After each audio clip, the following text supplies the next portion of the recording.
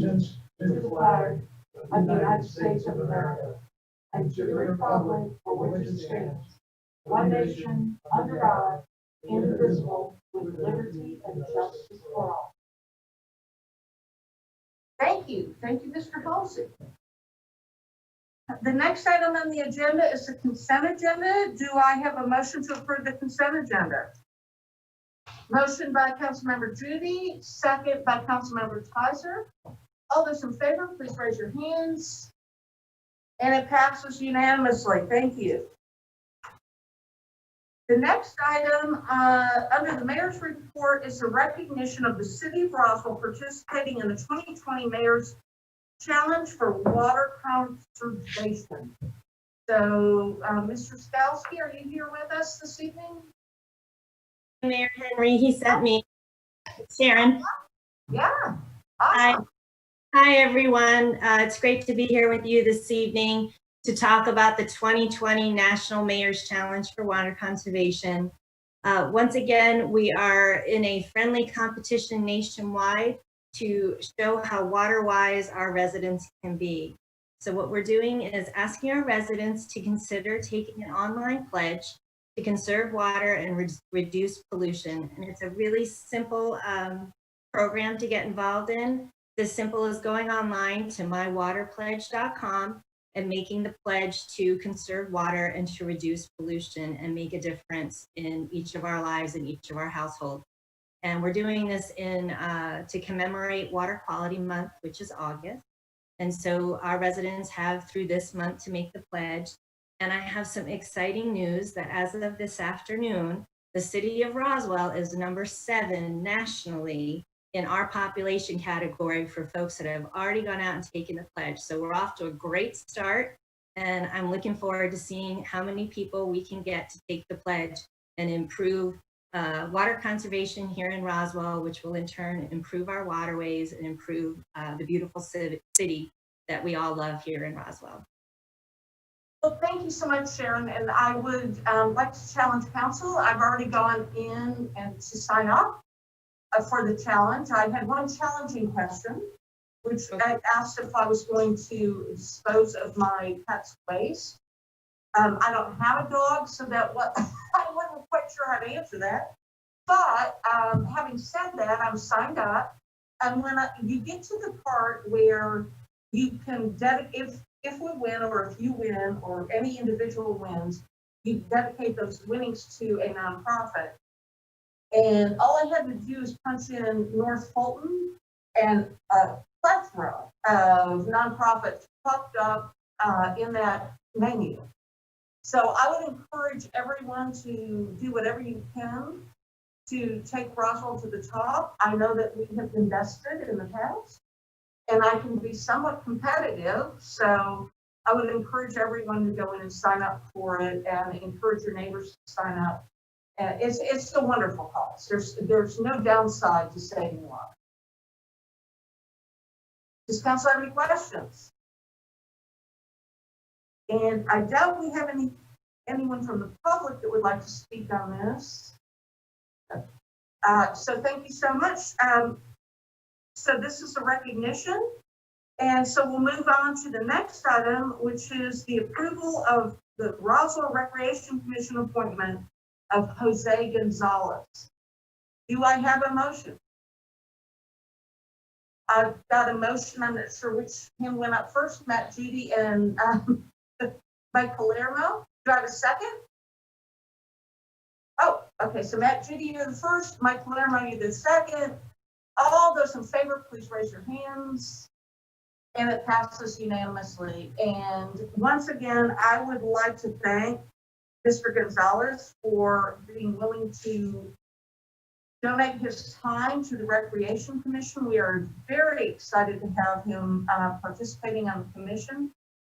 And I know that with Mr. Gonzalez's history of donating and spending his time with the community, he will be a great asset to us. So thank you, Mr. Gonzalez. And also a thank you to our Recreation and Parks and our commission members, as well as the HPC thank you for volunteering your time, because it is a huge asset to the city of Roswell, and it saves us hundreds of thousands of dollars a year just by utilizing their expertise and their willingness to donate their time.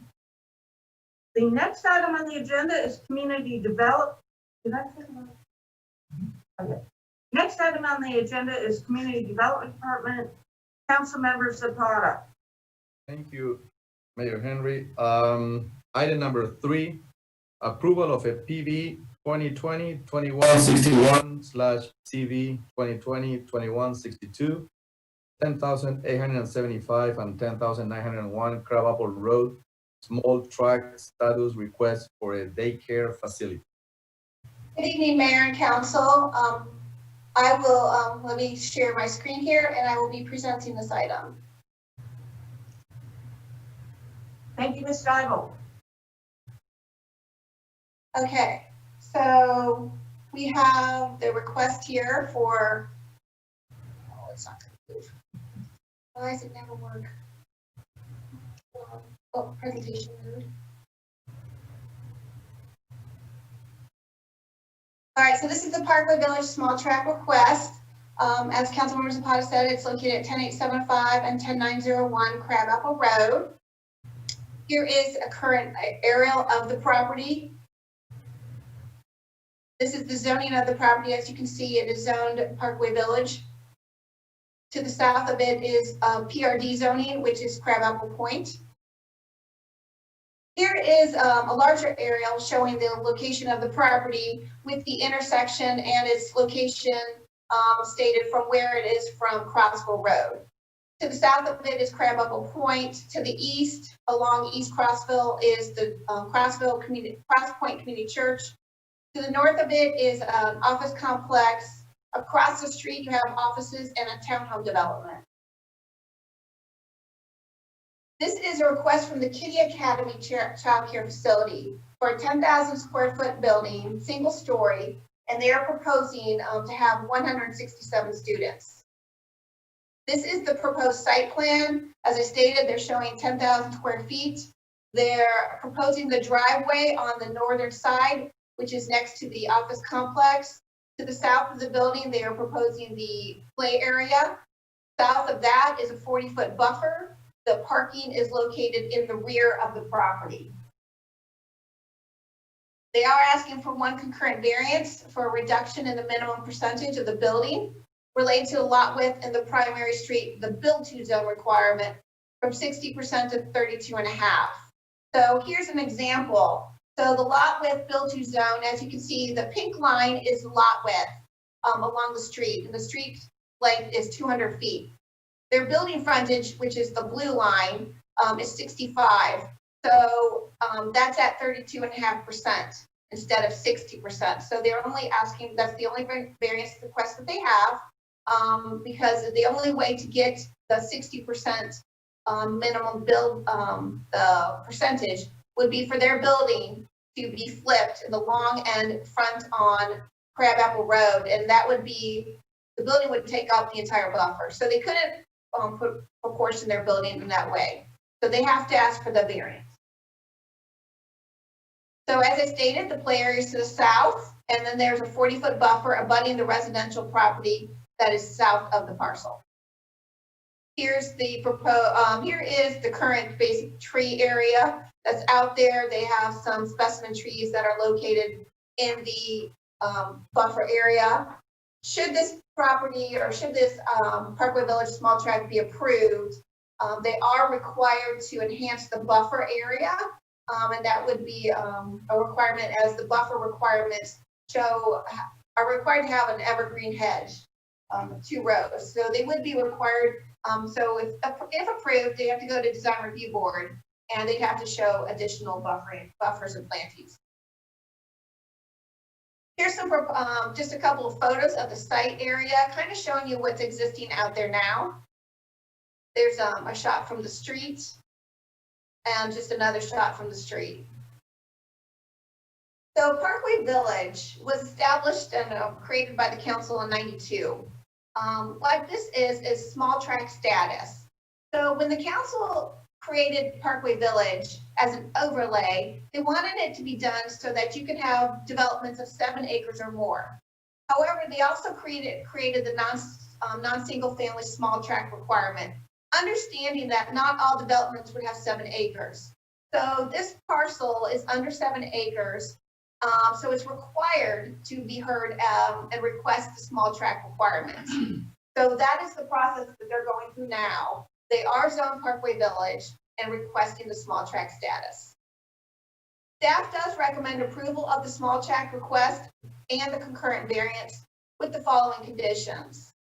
That it's in accordance with the site plan submitted on July 6th, that a combination plat's recorded prior to submittal of an LDP, that the driveway connection with Cross Point Church must be unrestricted during all times to accommodate vehicle, bike, and pedestrian elements, and the current owner and all future owners of this daycare facility are 100% responsible for all measures necessary to prevent queuing onto Crabapple Road from their business during the AM and PM peak activity.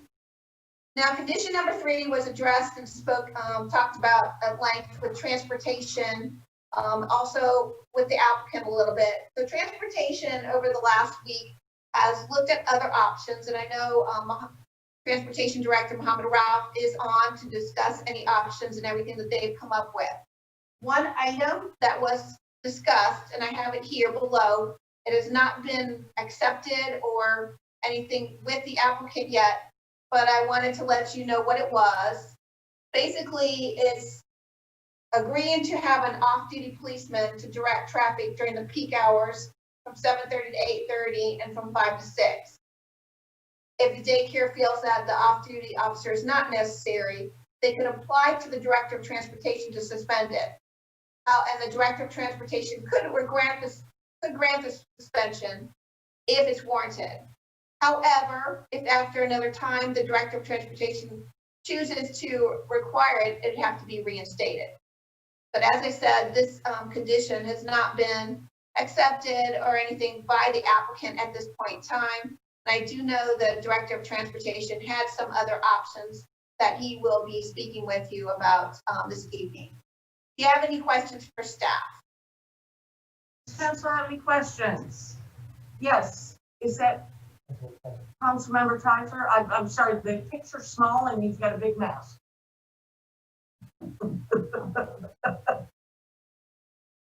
And apparently a smaller head than I thought. Ms. Dybel, can you tell us what else is able to be built on that parcel by right? Nothing is allowed to go by right because it's small tract status request. Everything, no matter what it is, would have to be approved by council. However, they could build, if the small tract was approved, in Parkway Village. They could do single family, 2-family, townhomes. Multifamily is conditional, so that's not by right. Hospice, institutional residential up to 18 residents, institutional residential more than 18 residents, a monastery or convent, college, university, club or lodge, nonprofit, museum, library, nonprofit service organization, place of worship, public use, private school, K through 12, public school, K through 12, special school, conservation area, park recreation field up to 2 acres, adult care center, more than 4 aging adults, indoor recreation as listed below, gym, health spa, yoga studio, school of the arts, shooting range, all medical, all office, call center, trade, vocational, and business school, bed and breakfast up to 6 rooms, boutique hotel 7 to 30 rooms, hotel motel more than 30 rooms, all personal service, animal care indoor, not outdoor, all restaurants, art gallery, convenience store without gas pumps,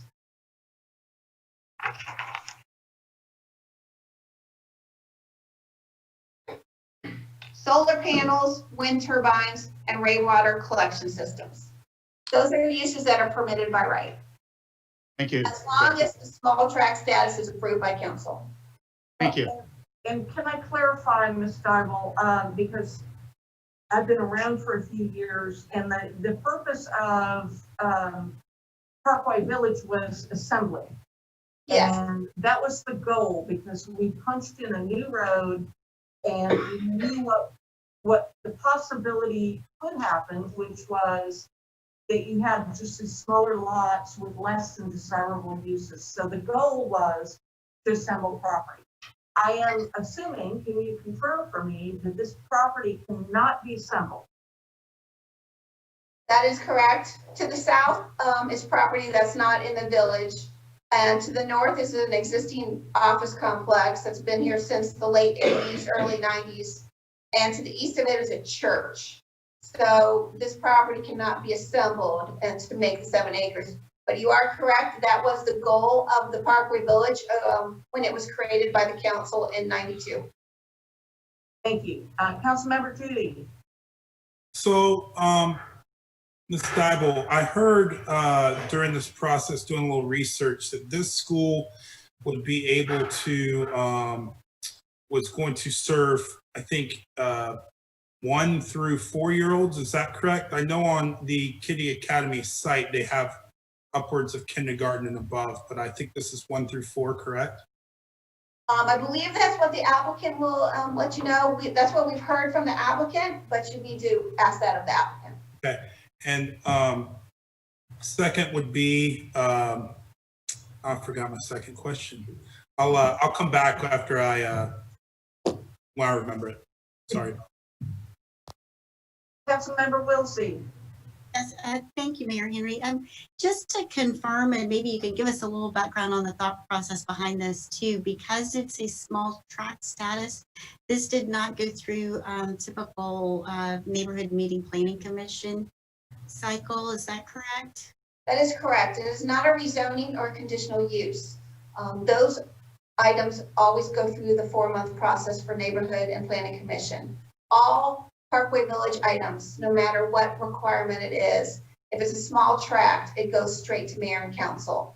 If the project had more than 7 acres and they met all buffer requirements, they would go straight to design review board.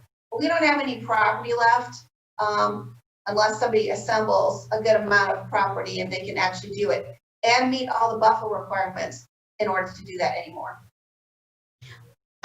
Just a follow-up question to that. I mean, is the purpose for that to encourage development on small tracts?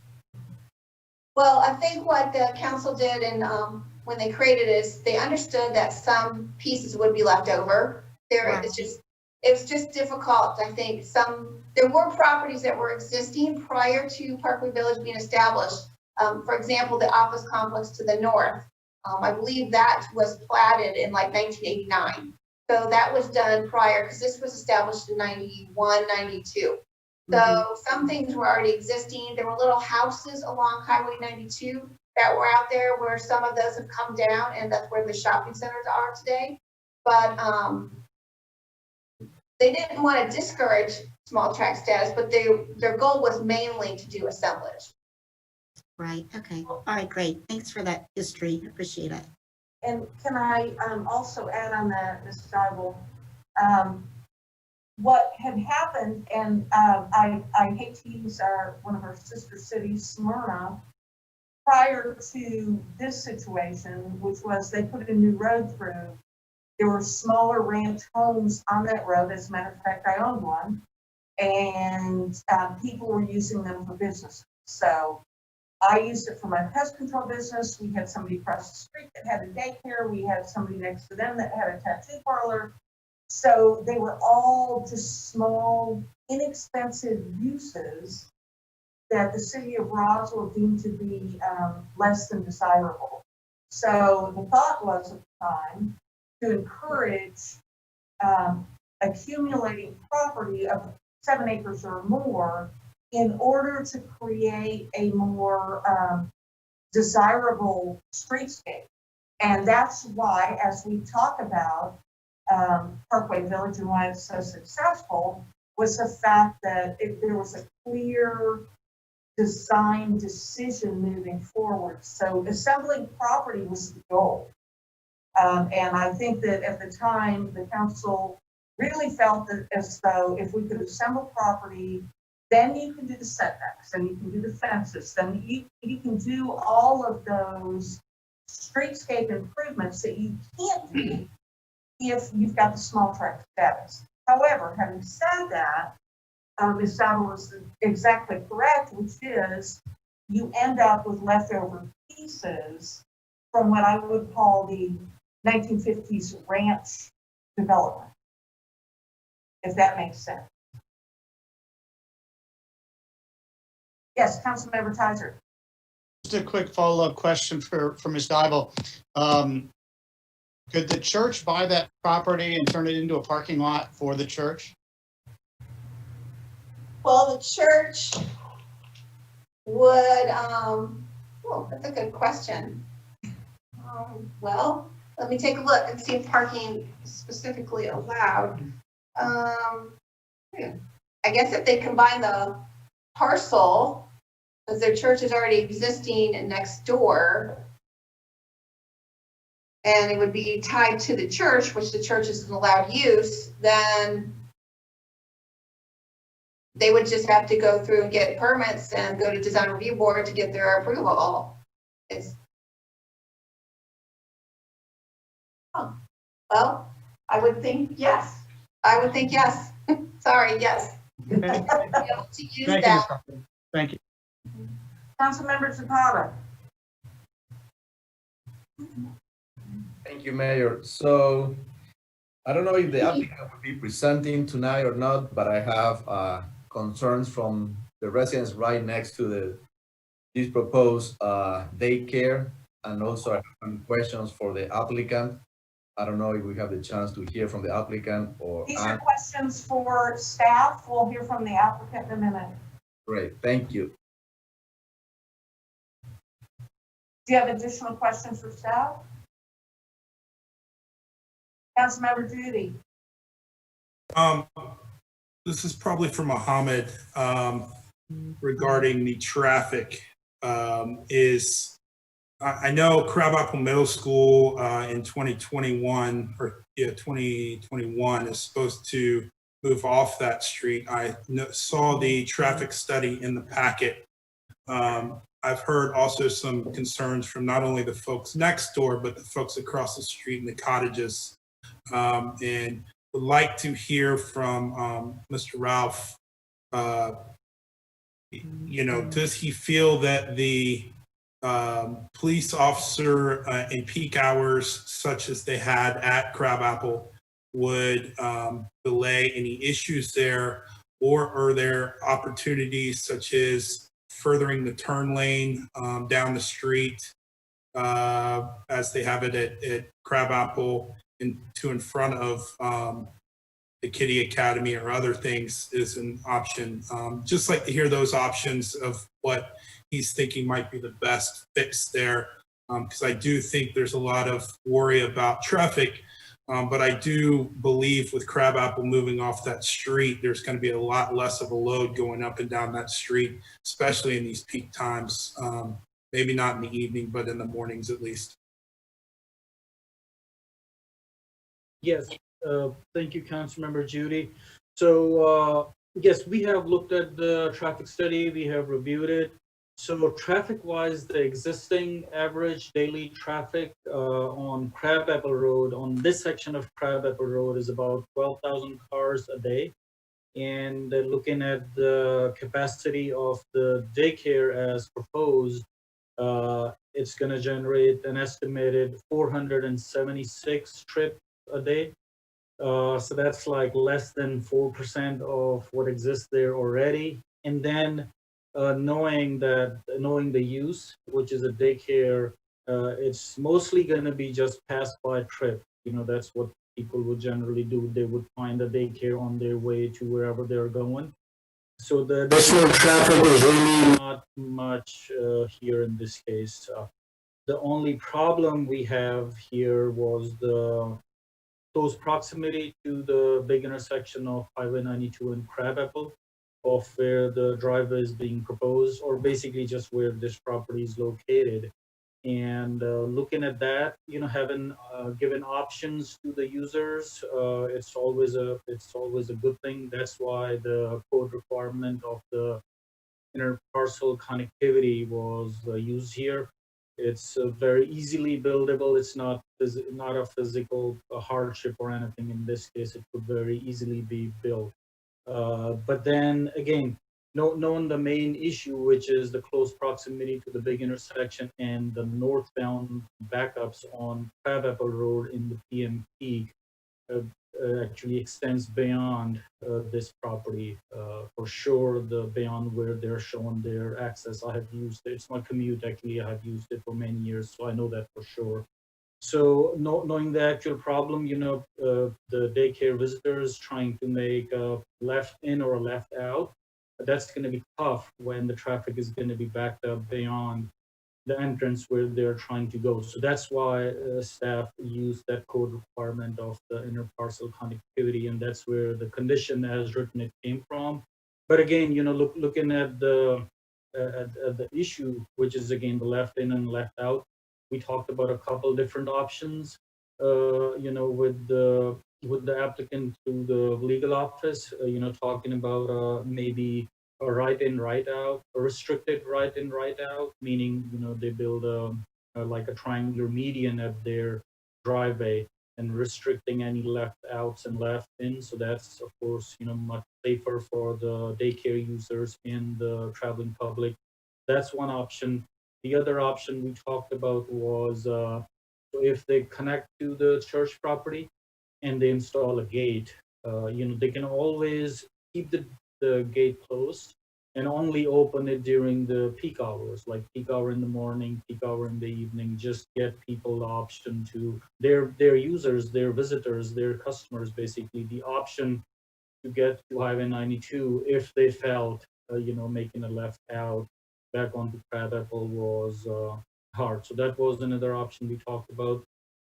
And then the third option was hiring an off-duty police officer. That again during the peak hours is when the issue is. So hiring a cop still, achieves the safety and the operational improvement that we are looking for. So either of those would work from transportation's standpoint. Mr. Ralph, I've got a question for you. And I know this is not your area of expertise, but I'm just bringing this up.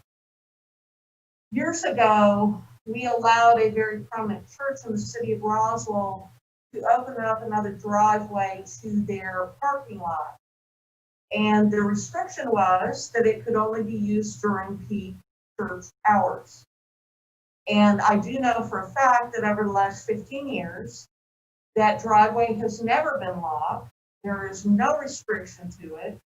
So my question for you is, who, in your mind, would police that? Since we are talking private property, I would say maybe code enforcement could do that. We have a couple of examples around the city where we see, those blockages, and in most cases, they don't necessarily trigger an issue on the public right of way. So I guess the city hasn't made a big deal about those. Thank you. Additional questions for staff? Seeing no hands up, I would like to ask the applicant to please present.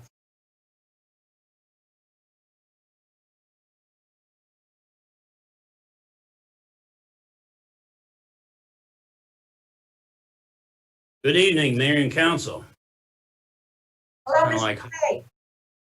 Kind of like Hollywood Squares. You don't get a prize, though.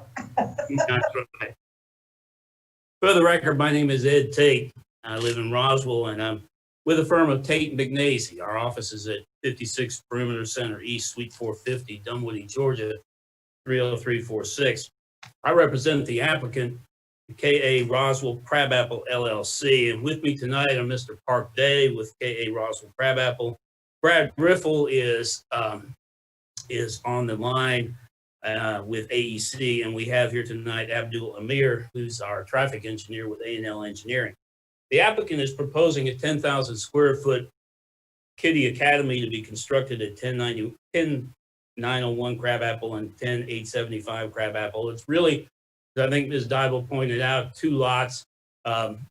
First lot is a strip along the street with the bulk of the project and bulk of the property being behind it, to make up the one lot that we're discussing. Properties are located in Parkway Village and eligible for small tract status. This has been pointed out is not a zoning or rezoning application. A daycare isn't allowed use in a Parkway Village. The question only is whether or not they can get small tract status. The variance request is to build to zone 60% requirement, is to vary that build to zone requirement for reasons I'll discuss in just a moment. The Kiddie Academy, just for those of you who may not be familiar, is not your typical daycare. They have upwards of 250 locations nationwide. The children range from infants to 4-year-old. That's the maximum age, 4 years old for that would be allowed to come to the Kiddie Academy. They have getting their children in and out of the building down to a science. Kiddie Academy is unlike a lot of daycares where parents pull up, the doors fly open, and the kids pile out. That's not the way they do it. The parents here are required to park and then walk their child back to the building entrance and register them electronically. They are signed in electronically. And each parent or family has a specific time slot to sign their child in. Not a rush of traffic all at the same time. You're not allowed to see if you can get there the earliest so that you can drop your child off and make some kind of other appointment. So the arrivals are actually staggered and at 10 minutes apart and take place over a period of time. And I'll go into that just a minute. And that's all about safety, all about accountability, all about responsibility. That's the way they do business in daycare. In order to accommodate both the way Kiddie Academy does things in Parkway Village and the Parkway Village requirements, as Ms. Dybel pointed out, we had to turn the building on its side to accommodate putting the building forward on the property and also the parking in the rear.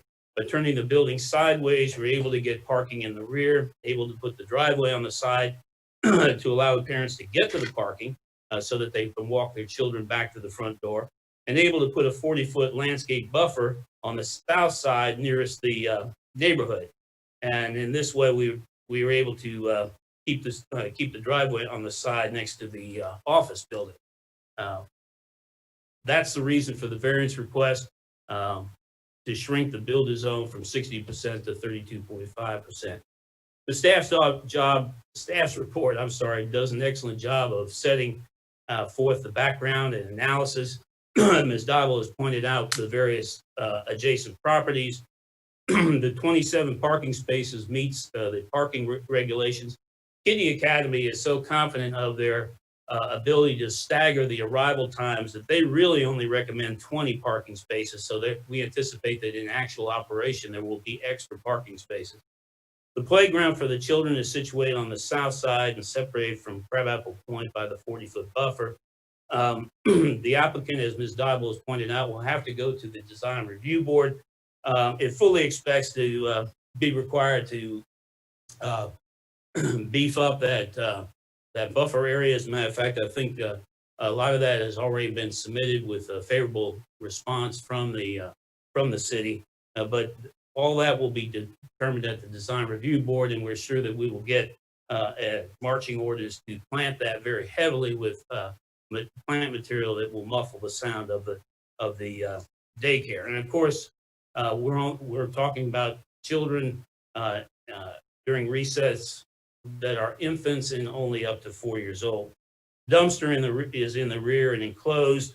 The plan is to provide for emergency vehicle 24/7 availability to the rear of the property via an easement with the church.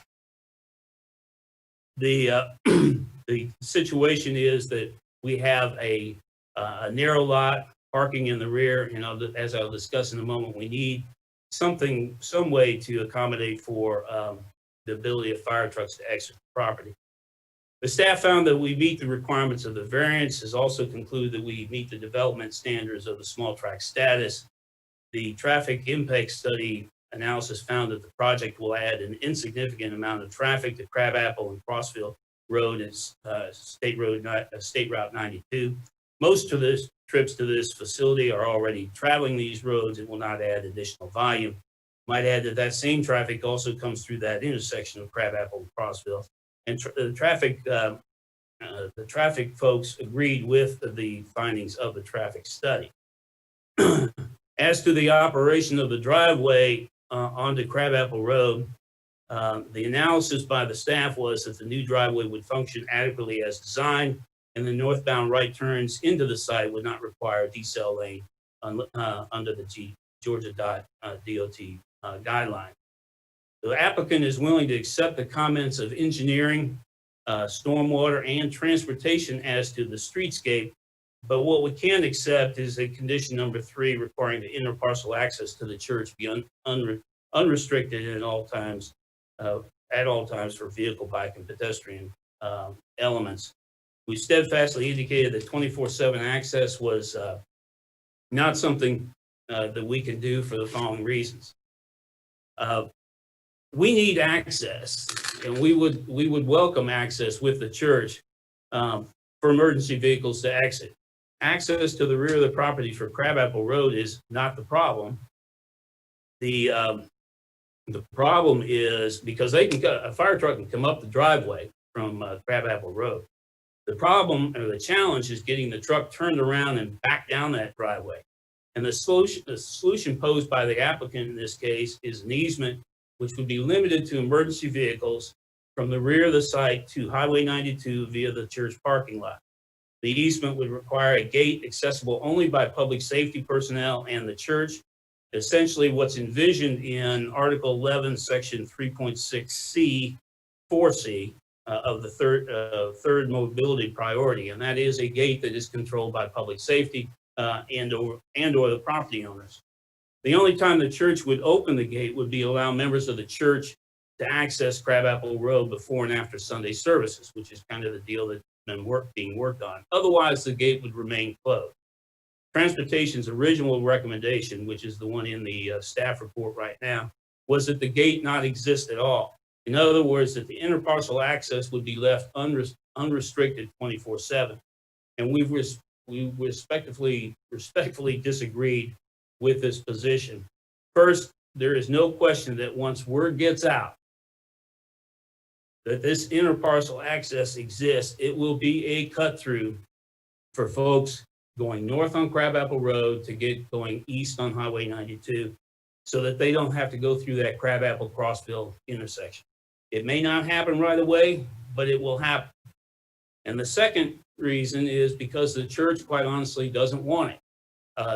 The code says that you're to encourage interparcel access whenever you can, but it's really talking to properties that have not been developed, and you are required to stub your street up to the line to allow for interparcel access down the road. But the UDC cannot require somebody to allow interparcel access. And for the safety and security and wear and tear on the church, it would be really a nightmare. And it's not a nightmare the church is willing to experience. And Steve Meadows with the community church is with us tonight, and he can speak later to the church's position in that regard. The applicant has made a good faith effort to allow interparcel access and connectivity and follow the fire regulations. So with a gate that opens for public service, we've accomplished connectivity for fire trucks and emergency services, and we've also managed to follow the fire regulations, which require an ability for the truck to either turn around or to get out of the rear of the property in some way, shape, or form. All of the property around us is developed, and the easement for emergency vehicles is quite frankly the best we can do. 24/7 access would create a cut through, as I've indicated. It's dangerous to the daycare. People utilizing the daycare, the parents walking their children to and from the building, and it's dangerous to the church, the people walking into church. And what we don't want to create is an access point or ability to access the back area of that church, which people can reach at any point in time from at least 2 different directions, and allow the potential for criminal activity to go on back there when the church is not in session, the property is not otherwise supervised. Transportation is indicated, I think, just moments ago, and we heard about it the other day, that they would withdraw the recommendation of 24/7 access to the church in 92 in return for a uniformed officer directing traffic at the driveway of this church, or a right in, right out, which has its own problems. People would have to, if they're coming from the north, which is where the traffic study indicates most folks will come from, is from the north, would require, if you had a right in, right out, people to go past the property, turn around somewhere, hopefully not in the subdivision next to us, or hopefully not further around, make a U-turn and come back in order to get to the daycare center.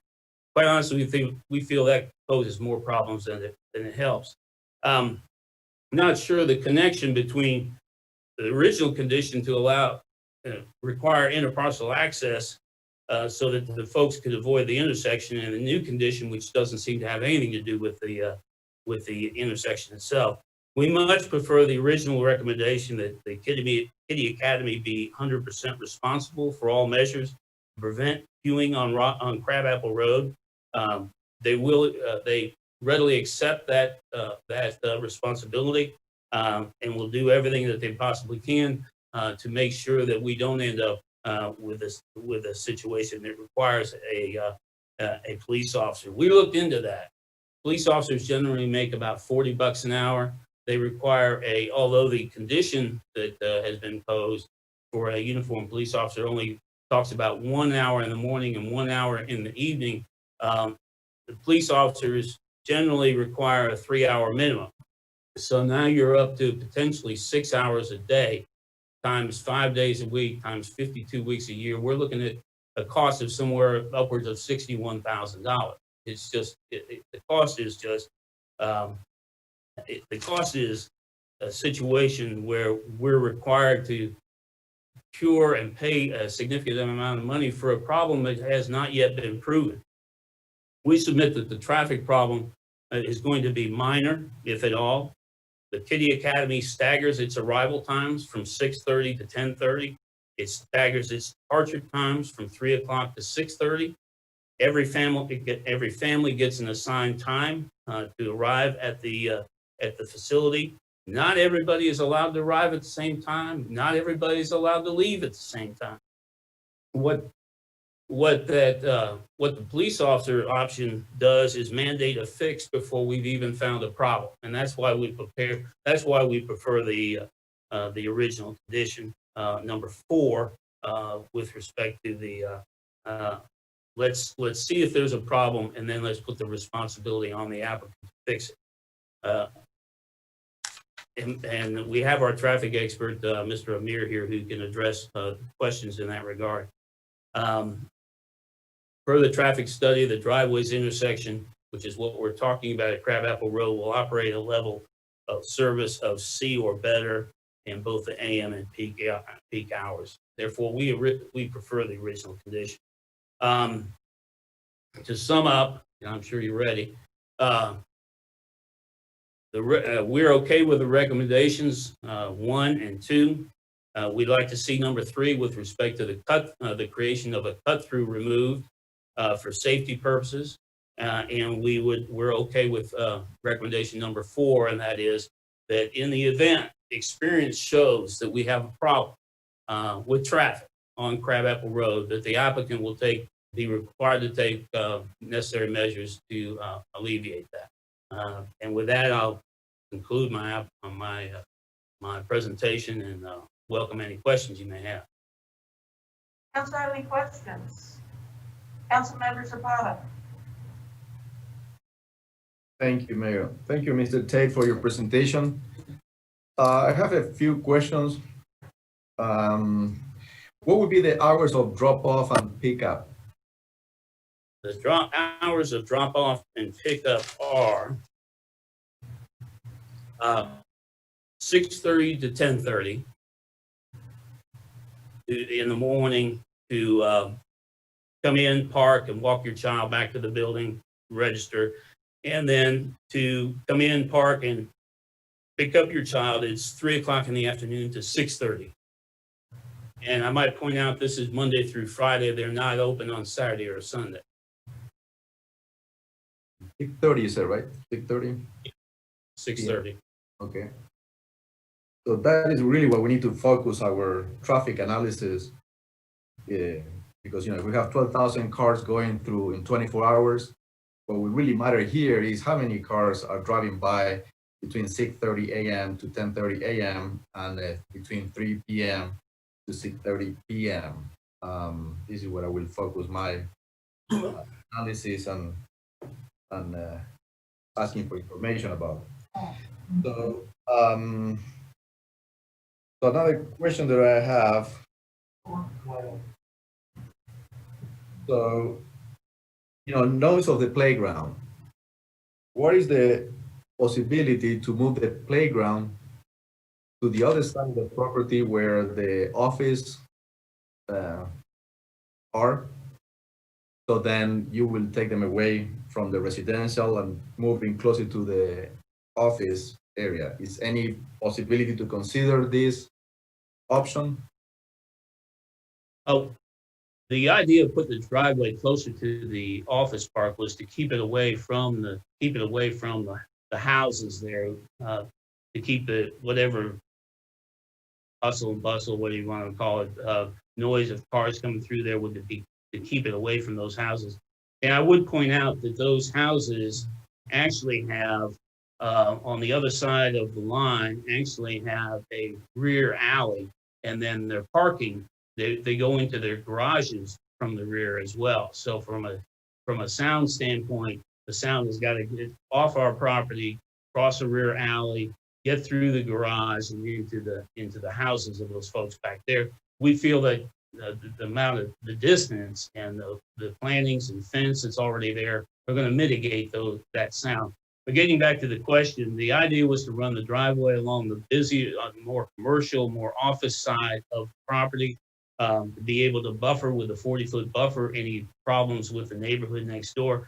And then the problem with running the driveway through through the south side of the property is you've got a detention pond of some sort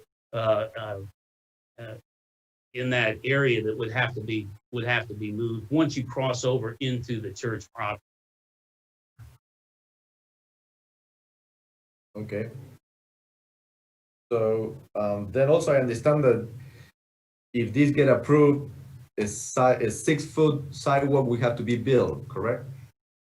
Yes. Can you confirm those? Pardon? Can I'm you sorry. confirm the 6-foot sidewalk will have to be built if these get approved? That was my understanding of the requirement, yes. Okay, thank you. Additional questions from council for the applicant? Seeing no hands up, I believe that we've got some folks in the audience that would like to raise questions. And the first one is Piper Goodwin Walker. I'm sorry. Let me. What? Samuel Walker? Piper Goodwin Walker. Samuel Monaco? Samuel Monaco is the only one that got into the queue. However, I just received an email from another person that was attempting to get into the queue, which was Nancy Moeller. And she sent us an email at 7:19 p.m. I was unable to get into the meeting after filling out a comment card, but I'm interested to know if there's some way transportation can make the turn lane allow turns in both directions all the way past the daycare center. I live in the cottages of Roswell, and we don't actually have turn lane access as we travel north in Crabapple, and the daycare center might make turning in and out more difficult. Overall, I'm happy with the idea of daycare center, and that would provide both jobs and service to our community. Nancy Muller. Mr. Ralph, do you have any comments regarding that transportation issue? Did you understand what she was bringing up?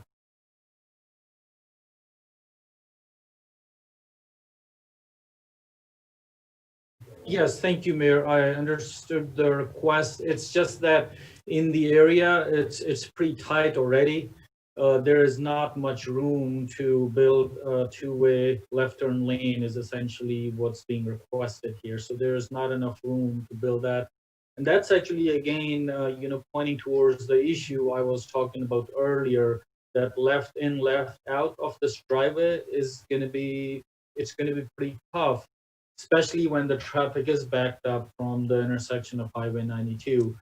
And I just want to clarify one more thing, listening to the applicant's comments, the condition number 3 and condition number 4, they are independent of each other, have nothing to do with each other.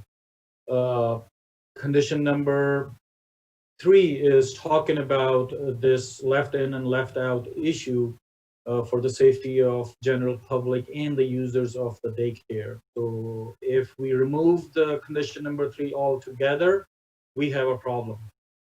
Condition number 4 is essentially talking about, since like the applicant mentioned, there's not enough trips that are being generated to trigger a requirement of a right turn decel lane into the daycare.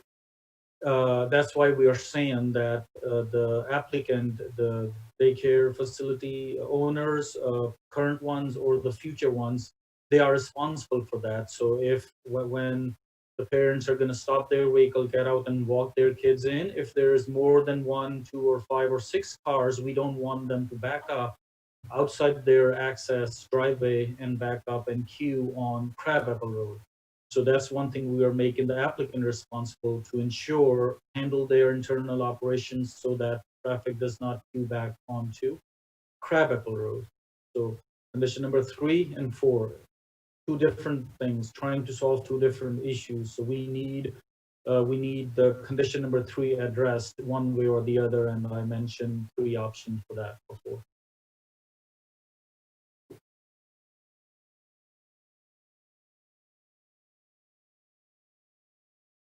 Oh, Thank you, Mayor. Actually, this question is for Director Ralph. On Woodstock Road, the parallel road, St. George Village, is that right in and right out, St. George Village? I'll have to look at that. I'm actually not sure. Is that just across the street? It's on parallel street. It's on Woodstock Road, not Crabapple Road. So just west of there, Woodstock to 92. It seems to be about as far back from 92. I was just wondering, that seems to St. work George's there. Village is right in and right out on Woodstock.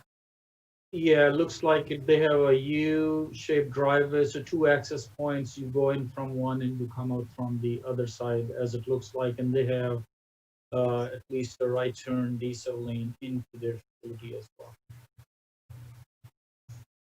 And was that was done because of probably some of the similar backup traffic and turn lanes? Well, that's on the other side of the street, so the issue is not like we have here in this regard. The church there is on the other side of the street. So the backup from Highway 92 would not impact the access to that church. Okay, thank you. And if I can point out, because I'm in that area like on a daily basis, and to Mr. Tate's point, if you are going north on Woodstock Road to King, what everyone does, and I'm saying everyone, and I mean everyone, if you want to turn right onto Crossville Road, you go through the Cole Shopping Center. Nobody waits for that light. They just turn right into the Cole Shopping Center. As a matter of fact, the daycare there had to put up a chain barrier because people were going through there at high rates of speed. So people are very adept. I can give you the other one at the Olive Garden. If you're approaching Holcomb Bridge Road and you want to turn right at the Olive Garden to get on Holcomb Bridge, you scoot right through the parking lot. So people get to know this pretty quickly, and so I do understand that concern. Councilmember Judy. I agree. I think a key is figuring out this number 3 with Mr. Tate and Mr. Ralph. You know, if I am looking at this correctly or listening to it, if there is a problem and there is a need for a police officer to be there, then I think that could be a part of our conditions. Because Mr. Holsey, I believe we can condition this as much as we want to make sure it fits, correct? Yes. Go ahead. No, go ahead. Well, I worked with the applicant on a substitution to number 3 with a uniformed police officer. And we were looking at, there's a cheaper alternative, but it appears to me that state law requires that there has to be somebody authorized to direct traffic. And policemen are the only ones to do it unless you've got a crossing guard. And I don't think the crossing guard system applies here. Sure. Okay. Yeah, so for me, I think it's very important we work that out before we get to a final discussion or decision. And I think, you know, Mr. Tate, I'd like to hear when we get there what you all would come to an agreement with and that would be okay with Mr. Ralph to belay his concerns moving forward that we have an issue. Thank you, Mr. Judy. The other thing I would like to point out is while we were talking about this, our city administrator has informed me that it's not a 3-hour minimum for a police officer, it's a 4-hour minimum. So we need to take that into consideration as well. So are there additional questions for the applicant from council? Yes, Councilmember Kaiser. Thank you, Mayor. Mr. Tate, if you got approval tonight, your best estimate, when would construction begin and when would construction end? The idea is once we complete the process to construct in hopefully 8 months to be available next August when the school year starts again. Thank So you. people have greater need for daycare. Additional question? Yes, Councilmember Zapata. Thank you, Mayor. So my question is, how many, since you said that will be all program, the drop off and the pickup, how many children would be drop off between 7:30 and 9 a.m.? I have that number. It's right down there. Yeah, I think To your right. I believe, the academy. Between 7:30 a.m. to 9 a.m. 7:30 to 9. 7:30 to 9, you've got 10, 12, 22, 35, another 28. That's 35 and 28 is 51, 61, 63. Okay. It says 58. Okay, the traffic study says 58 in 1 hour. And we can have Mr. Amir address that question in greater detail. Okay, and then between 4 p.m. and 6 p.m. for pickup, how many would be released between 4 p.m. and 6 p.m.? 52. 1 hour. Worst 1 hour is 52. 52 per hour. At the worst case. Okay. So, and then if you can follow up on your answer about the possibility, I didn't hear if it was possible or not to contemplate to have the playground on the north side nearby the office. Is it possible to do this? As I indicated, the reason the driveway is where it is was to get the driveway closer to the office buildings and away from the residential area. The driveway as it is provides for a straight shot for emergency vehicles. Plus, if you put the driveway on the south property line, when it crosses over the property line into the church, you're looking at going through a detention pond area that would have to be re-engineered and changed. We really don't think that the noise is going to be as significant as some people might imagine. We've got a buffer area that is oversized. We're required to do 15%. We're doing 17.34%. Kitty Academy only operates Monday through Friday, not on weekends. The children involved are infants to 4-year-olds. We're not talking about a lot of organized sports going on. We really think that it's going to be not what people might imagine. They have staggered outdoor playtimes twice a day. The earliest playtime is at 9:30 in the morning. The latest playtime ends at 5 o'clock. They're not outside at all from 11:30 in the morning till 3 in the afternoon. We don't believe we're really talking about a lot of noise. And we really think that when we get through the design review board, with the amount of plantings that we're going to have to do in that particular area, we're going to have an effective sound barrier to the folks going in that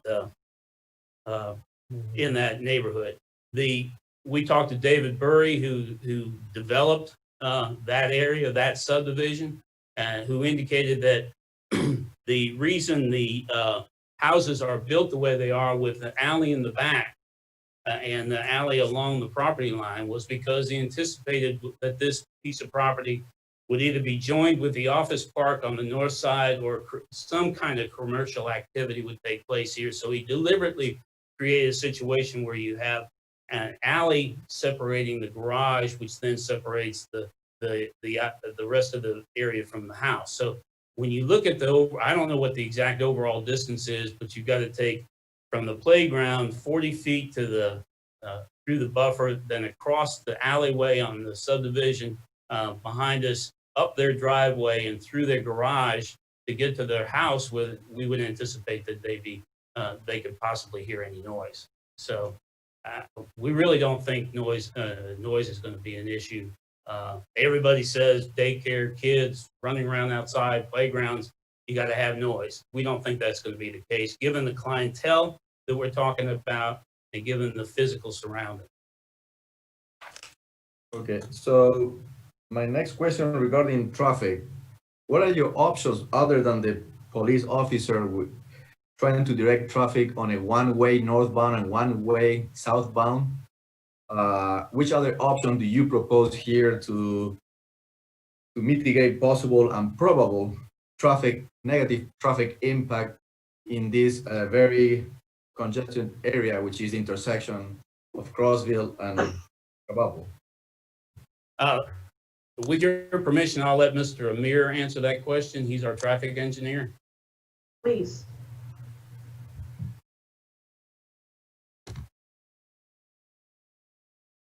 Good evening. My name is Abdul Amir. I'm with A&R Engineering. And I wish I could show you this image from my laptop. Maybe you can see it. Get a little closer, maybe it'll make sense. So that's kind of the view of the street right there in front of the property. I'll keep that down. as you saw in that street view, you have one through lane in each direction, but you also have a two-way turn lane in the middle that can be used by anybody turning left into the property from southbound Crabapple Road. The study that we conducted and then the city reviewed and agrees with specifically mentions, especially tabulates the results of analysis at the driveway, people turning left in or out. And I want to take a minute to read out from that report what our results indicated. So the results show that the level of service, which is a function of the delay, basically for anybody turning out of the driveway, the level of service during the peak times is B and C. So during the AM, we predicted an average delay of 15, 16 seconds, which is barely a C, otherwise it's a B almost. And then for PM peak hour, we have 14 seconds delay, it's a B. I mean, in Metro Atlanta, turning out of a stop sign driveway, that is as good as it's gonna get. So I'm not sure where the concern is coming from. To me, this is not fairly good. This is very good, given the levels of congestion on main roads. Now, the same level of service analysis for southbound left. In my report, I have a A and a A, which is again as good as it's gonna get. There are several reasons why I believe this is not going to be a major problem. One, oftentimes if you have roads that have multiple lanes, such as 4-lane roadway, you need gaps in both directions on both the lanes in each direction in order to get that ability, find the ability to turn safely out of there and make a left turn. That is simply not the case here. We only have one lane in each direction. And if you know you got a gap in one lane, you can go. Now, the southbound left turn, the two-way turn lane is a very big deal because anybody wants to turn left in here can pull into that lane, which is designed for exactly for that purpose. And then a car can wait to find a gap in one northbound through lane. That is not very difficult thing to do as opposed to some multi-lane facility where you really have to wait for a gap in all the lanes at the same time. So that's why my results indicated such a good level of service, minimal delays. So I really think the left in, left out is not an issue. It's going to be just fine.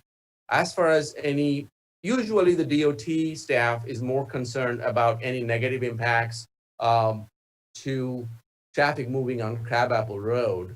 And so the presence of the two-way turn lane completely eliminates that possibility. As far as deceleration lane and the right turns, the numbers are so small, you don't need a deceleration lane. If you think about it, people turning right from northbound Crabapple Road into the driveway never stop.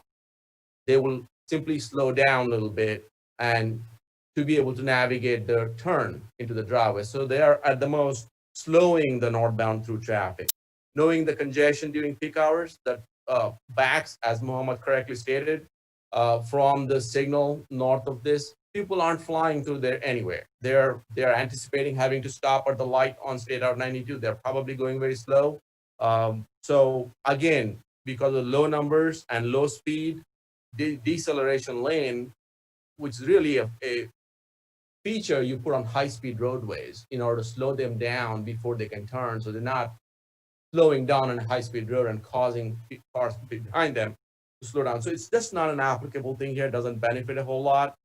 And if I might say, officers make more sense on a very intense 15-minute peak that occurs at facilities such as Crabapple Middle School, high schools, middle schools. And so they really cannot get out of there in a timely manner. There's a lot of issues on site. When they can't get out, people can't get in to drop off their child, which all typically occurs in 15-minute interval. So it's a big peak that happens, and officers in those type of facilities usually are there for half an hour at the most. So it's an acute peak that occurs over there. That simply, again, is not the case at Kitty Academy. It's pretty minor traffic to begin with. Even that is spread out over 3-4 hours while coming and while going. So I think an officer is really not necessary.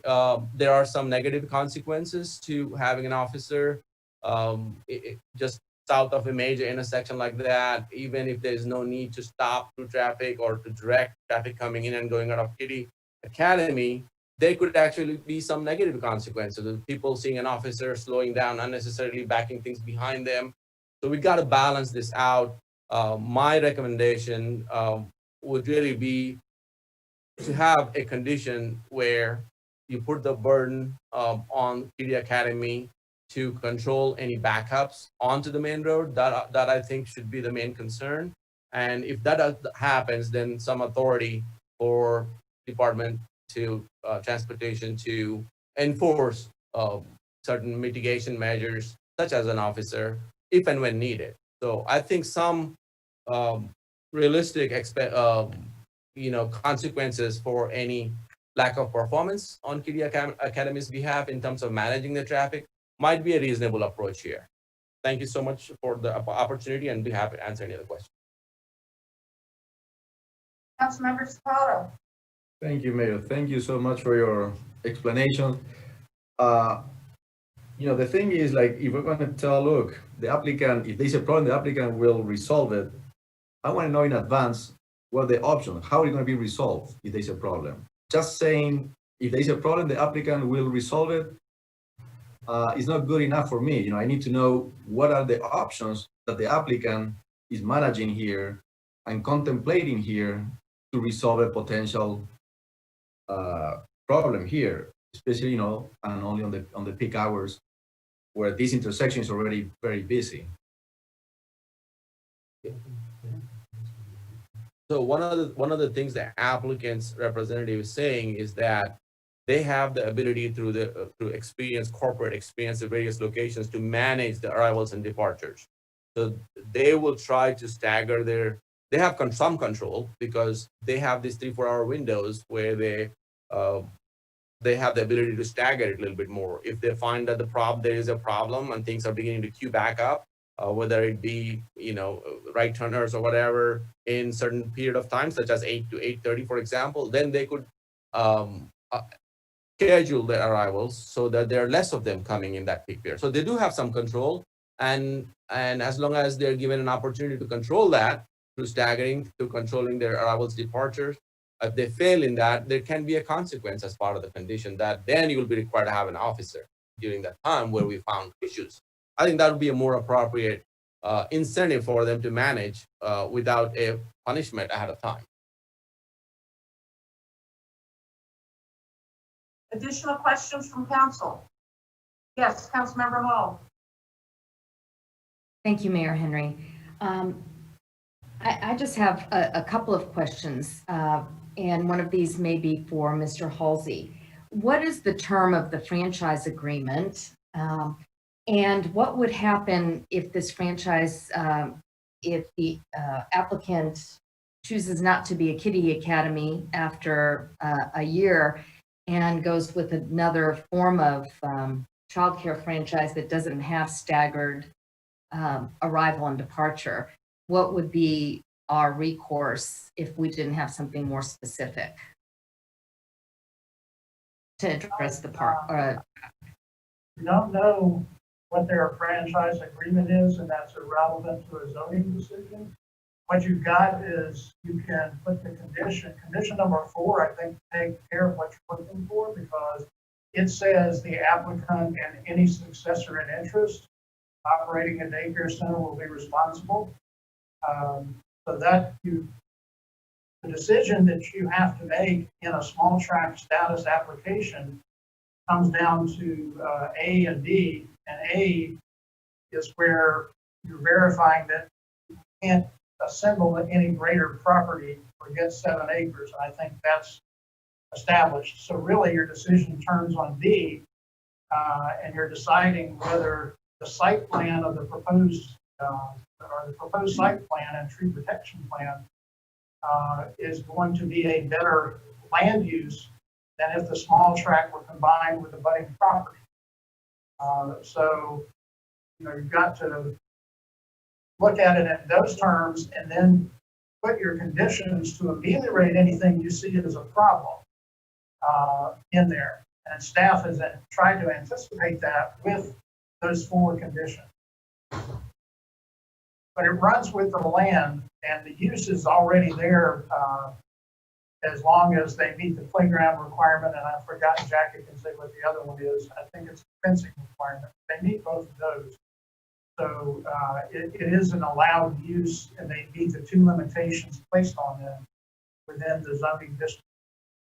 So it's just a matter of whether they are entitled to small tract status or not. Councilmember Palermo.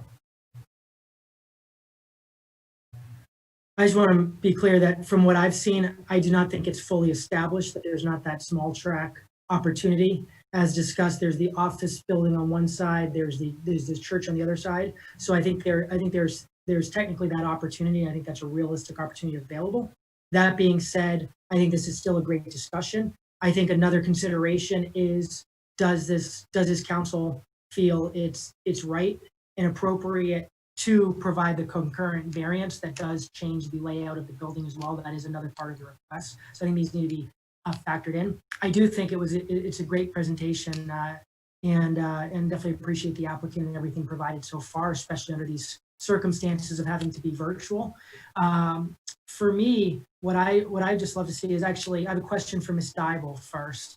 So Ms. Dybel, you had mentioned earlier, and I know you walked through the process a little bit. Could you again just very slowly and clearly kind of walk through what was the exact public process that this was required to go through?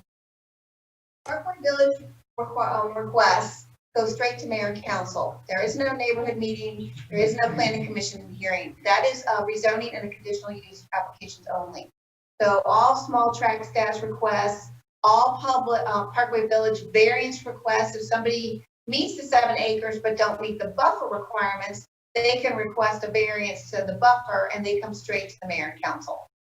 Now, and what about from a standpoint of a variance on the built-to-zone? If I had a building and I wanted to build a building in a location that was outside the Parkway Village, and the only thing I was requesting was a variance for build-to-zone, what is that process outside the Parkway Village? That is the Board of Zoning Appeals. Okay, so that would go to the Board of Zoning Appeals and go without a neighborhood meeting, but have that opportunity at the Board of Zoning Appeals for residents to learn about it and discuss, et cetera. Is that right?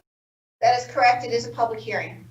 Okay, thank you. So, the reason I ask these questions is because I think it seems like there's some great solutions. I think there's definitely a number of challenges and concerns. And at the same time, I've seen the applicant have a number of different good ideas, and I think ways that things can be resolved. And I guess just the part where I'm disappointed in is I feel this could be a great win-win for the neighbors and those most impacted, as well as for the applicant. And the challenges with the existing process, it hasn't made that as easy as I feel it should be. So that's just something that's going through my head on wanting to really look for that win-win opportunity. Councilmember Wilsey. Yes, thank you, Mayor, and thank you, everyone, for the presentation. Great and very thorough presentation, and I appreciate you all being willing to work through some of the issues that are presented. My question is for Jackie. Regarding the design and appearance of the building and making sure that it fits within the Parkway Village aesthetic and neighborhood look, and you mentioned that it does go before design review board. Can you just describe that process? So if approved by council, they would then go to the design review board for the architecture and landscaping design approval.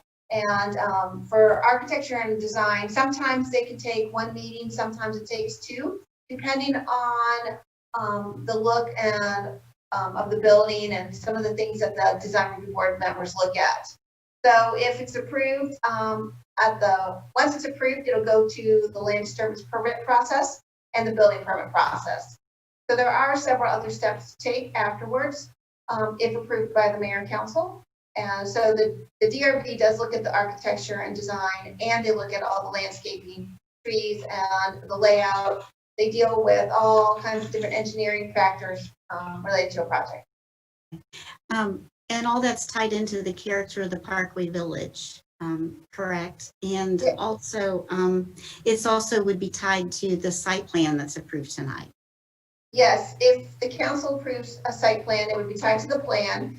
The design review board would take a look at the surrounding area and design and try to meet and match what's in the area. They are also showing the 40-foot front streetscape, which would include the fencing requirements that you see in Parkway Village as well. And that would be also discussed at the design review board meeting. Right, okay, and as well as the landscaping buffer, the 40-foot buffer that's there. Yeah. Right, okay, all right, great, thank you. Yes, Councilmember Tasser. Thank you, Mayor. I want to make sure I understand what sort of the options are as we.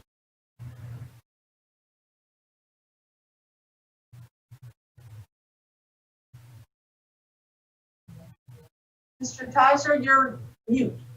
I got it. It just told me that. I want to make sure I understand the options here as we look at small tract status for this specific piece of property. One option is that the office property next door were to buy it and I guess turn it into more offices.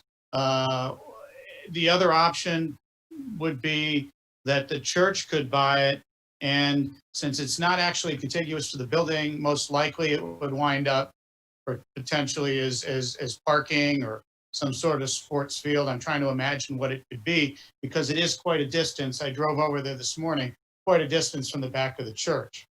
So as we look at whether it should have small tract status or not, I think those are the options we're evaluating. My concern is that with either of those other options, the neighborhood may lose that 40-foot buffer because I think the only required buffer is much smaller than that. Is that the case, Ms. Stiles? There she is. Okay, so difference is if, let's take for example, if the office complex decides to purchase the property, and depending on, I don't know the acreage of the office complex, but if the office complex and the property here met the 7 acres, then they would be required for a buffer related to all protected districts to do the 150. So you have a protected district now. The property to the south is zoned PRD, and based on our definitions in protected district, as I was looking this up for another reason last week, under that definition, a protected district includes the following: AG 43, RS 87, RS 30, RS 18, RS 12, RS 9, RS 6, RS 4, RCC, RTH, DR, Civic, and PRD. Property to the south is zoned PRD, which if this property combined with another property and they made 7 acres or more, they would be required to have a buffer on it at 150 feet for the 7 to make due to the 7 acres. So small tract requires a buffer of 40 feet, but anything 7 acres or more abutting a protected district requires 150 feet. So you have to give and take what you might be able to do on the property, because anybody who wanted to do less than that would, of course, have to come to council for a variance if they chose to do so. So the 40-foot buffer that we're talking about here is actually the required amount. That's the required amount for small tract status, yes. That's helpful, thank you. You're welcome. Additional questions from council? I have not cut off the public comment portion yet, so if you all don't have any questions right now, I'll go back to the public. We had several people that signed up with comment cards, but they did not sign into the queue this evening. We have one person, Mr. Samuel Monaco, and Mr. Monaco, I'll get to you in a minute. I've already read one comment. I'm going to read the other 3 that actually did not sign in to the queue. And I would like to say, this is kind of a grace period thing where I'll get used to these Zoom meetings. But we do ask people to sign up, fill out a comment card about which topic they'd like to speak to, and then get in the queue to talk, just like you would at a regular council meeting. So having said that, we heard from Piper Goodwin Walker, and they said this proposed daycare will negatively affect traffic in an already congested area known for auto accidents. It'll significantly increase noise level to an unsatisfactory level for neighbors living next door, and potentially increase pedestrian traffic with potential to cause even more harm to people and cars in an already high traffic and dense area, just 2 blocks south of the busy Highway 92. Then a comment from Meredith Metz. I find the location wonderful and traffic not a concern given the staggered drop-off, and most impactfully, the move of Crabapple Middle School. I find the placement very convenient. I would love to walk to our little one daycare. And then we've got Warren Hines, who says, there's already too much traffic in the morning and in the evening, 7:30 to 8 or 7 to 8:30 a.m., 4:30 to 6:30 on Crabapple Road pre-COVID. Please note, consistent with the practice during traditional in-person city council work sessions, meetings, comments, questions. Oh, must be late. Never mind. So, having read those 3 comments in, we actually have Mr. Samuel J. Monaco in the queue, so we would love to hear from you, Mr. Monaco.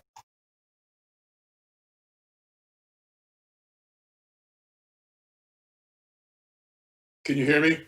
Yes, sir. Thank you. Good evening. Thank you for allowing me to speak on this issue. My name, for the record, is Samuel J. Monaco, residing at 230 Kendamere Point, Roswell, Georgia, 30075. My wife and I have lived in Crabapple Point community for more than 10 years. Crabapple Point has 88 homes and is located on Crabapple Road, just south of the Crossville Road intersection.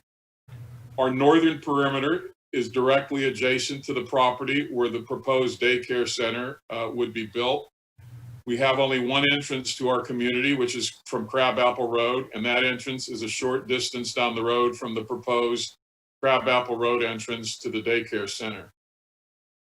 This evening, I am here representing 92 residents from 60 of our 88 homes in Crabapple Point who oppose this daycare center being built on this property directly adjacent to our community.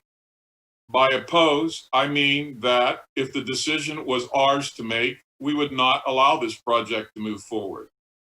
Most of us who bought homes in Crabapple Point never expected that a commercial enterprise with vehicles arriving and leaving throughout the day would be built on the property where today there's a single family home adjacent to our community. But of course, most of us are not familiar with the many complex details of Roswell zoning laws, as witnessed from some of the things I heard here tonight, all those different codes and things. But I guess shame on us for not understanding that. Let me be clear, we are not assuming that this project will be stopped by the city from proceeding, since it's our understanding that the current Roswell zoning allows the commercial use of this property for a daycare center. However, we would like to humbly request that the city take some actions to address our 4 specific concerns, a couple of which have already been brought up somewhat, but would like to make our comments. We have 4 specific concerns that are the basis of our opposition to the daycare center. Our first concern is the potential increase in traffic backup in front of our community entrance due to the drop-offs and pickups of up to 167 children Monday through Friday, causing it to take even longer than it already does to get in and out of our community, at least during rush hours. At least prior to the pandemic, traffic already gets significantly backed up heading north on Crabapple Road into Crossville Road intersection during those rush hours throughout the day. Our questions to the council regarding traffic.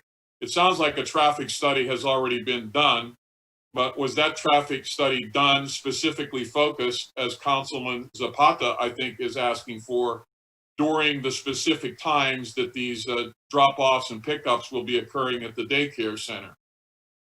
If a traffic study is done or a new one's done, will the assumed traffic volume reflect pre-pandemic school in session volumes? Number two, can the timing of the traffic light at Crabapple Road and Crossville Road be adjusted to allow more time for Crabapple Road traffic to cross and turn onto Crossville Road versus the current timing? Again, to alleviate backups. It isn't the volume, it's the backups and how long you have to wait. Are there any other actions the city can take? And I heard a couple of suggestions, although I think one or two of them, or maybe one of them, was pushed back on, to avoid increased congestion on Crabapple Road near the Crossville intersection that may arise from the opening of this daycare center. Our second concern is regarding the potential for increased noise levels. And I respect the gentleman who's representing the developer and his opinion. We have a different opinion about the potential increase in noise. And in fact, yes, the rear of the homes that are along that property line, that's their driveways and garages are back there. But in many cases, the bedrooms are right there. The bedrooms of many people will be right along that perimeter, just as a point of comment. In any event, our assumption is that there will be a flow of cars dropping off children in the morning and picking them up in the afternoon, as we just heard, and that there will be groups of children using the playground throughout the day. I picked up my granddaughter many times at one of the local daycare centers when she was that age, and believe me, little kids can also make a great deal of noise on a playground. I have personal experience with that. Our questions regarding the noise are, will the buffer zone along the southern perimeter of the proposed daycare center be effective in avoiding noise from the daycare center's activity in entering? Mr. Monaco, I apologize. We're using the Zoom meeting system and we have a 5-minute limit. So I realized that was abrupt and it cut you off, and I do apologize for that. However, I do think that you've had some great points this evening that deals particularly with the traffic, the drop off, the pickup, the buffers, and what we can do to improve that situation. And my question would be for Ms. Steibel, with the buffers, does this council have the authority on small tract status to increase the buffers or berming or plantings even before it goes to the design review board? Yes, the council could increase the buffer. They could increase the number of plantings. They could indicate the types of plantings if they so choose. However, our buffer plantings in the code are evergreen trees, which is normally what people like in a buffer. So, but you could increase the buffer plantings or even the size of the buffer if you so choose to do so. And let me ask this question. This might be more for Mr. Halsey, or it might be for you, Ms. Steibel, which is, there were a great deal of questions this evening, and normally, as you all know, we are used to having neighborhood meetings and first and second readings when we're considering zoning decisions. Would we have the opportunity to defer this and ask that a neighborhood meeting be held here in City Hall that would answer many of the questions that have been proposed, answer any additional questions, but also have the conversation with our public? Yes. Yes, council's got the authority to do that. So, and what would be the meeting advertisement requirement for a neighborhood meeting? Ms. Steibel? Advertising requirements for neighborhood meetings require the sign to be posted, which it actually already is. We'd have to redo the sign, and we'd have to post, we're required to post at least 15 days, not less than 15 days, not more than 45 before a meeting. Okay, so it would be possible to have a public meeting and defer this for 30 days until that council meeting that's closest to this point? to the 30-day point. So you're asking if you deferred this 30 days. We advertise a neighborhood meeting. We have to advertise it for 15 days. We can have the neighborhood meeting, and then we could have it deferred until a council meeting, basically 1 month from today. Yes, but as I indicate, this is not a rezoning or conditional use. Neighborhood meetings are not a requirement of a Parkway Village item. I understand that, but does this, Mr. Halsey, does this council have the authority, number one, to defer, number two, to have a neighborhood meeting over this issue? Yes, council can defer, and I would think that the safer approach is to ask if the applicant would consider having that. You can order the neighborhood. I'm not sure the Zoning Procedures Act is going to require the advertising I will mention. It's probably a good idea to do it. I think, Ms. Dyle, was the next zoning meeting September 14th? That is correct. Okay. So I think there's time to do both, if that's what council chooses to do. Councilmember Tizer. Thank you, Mayor. I heard some really impressive things from the gentleman who spoke. That's somewhat different than what we usually hear at these sort of meetings.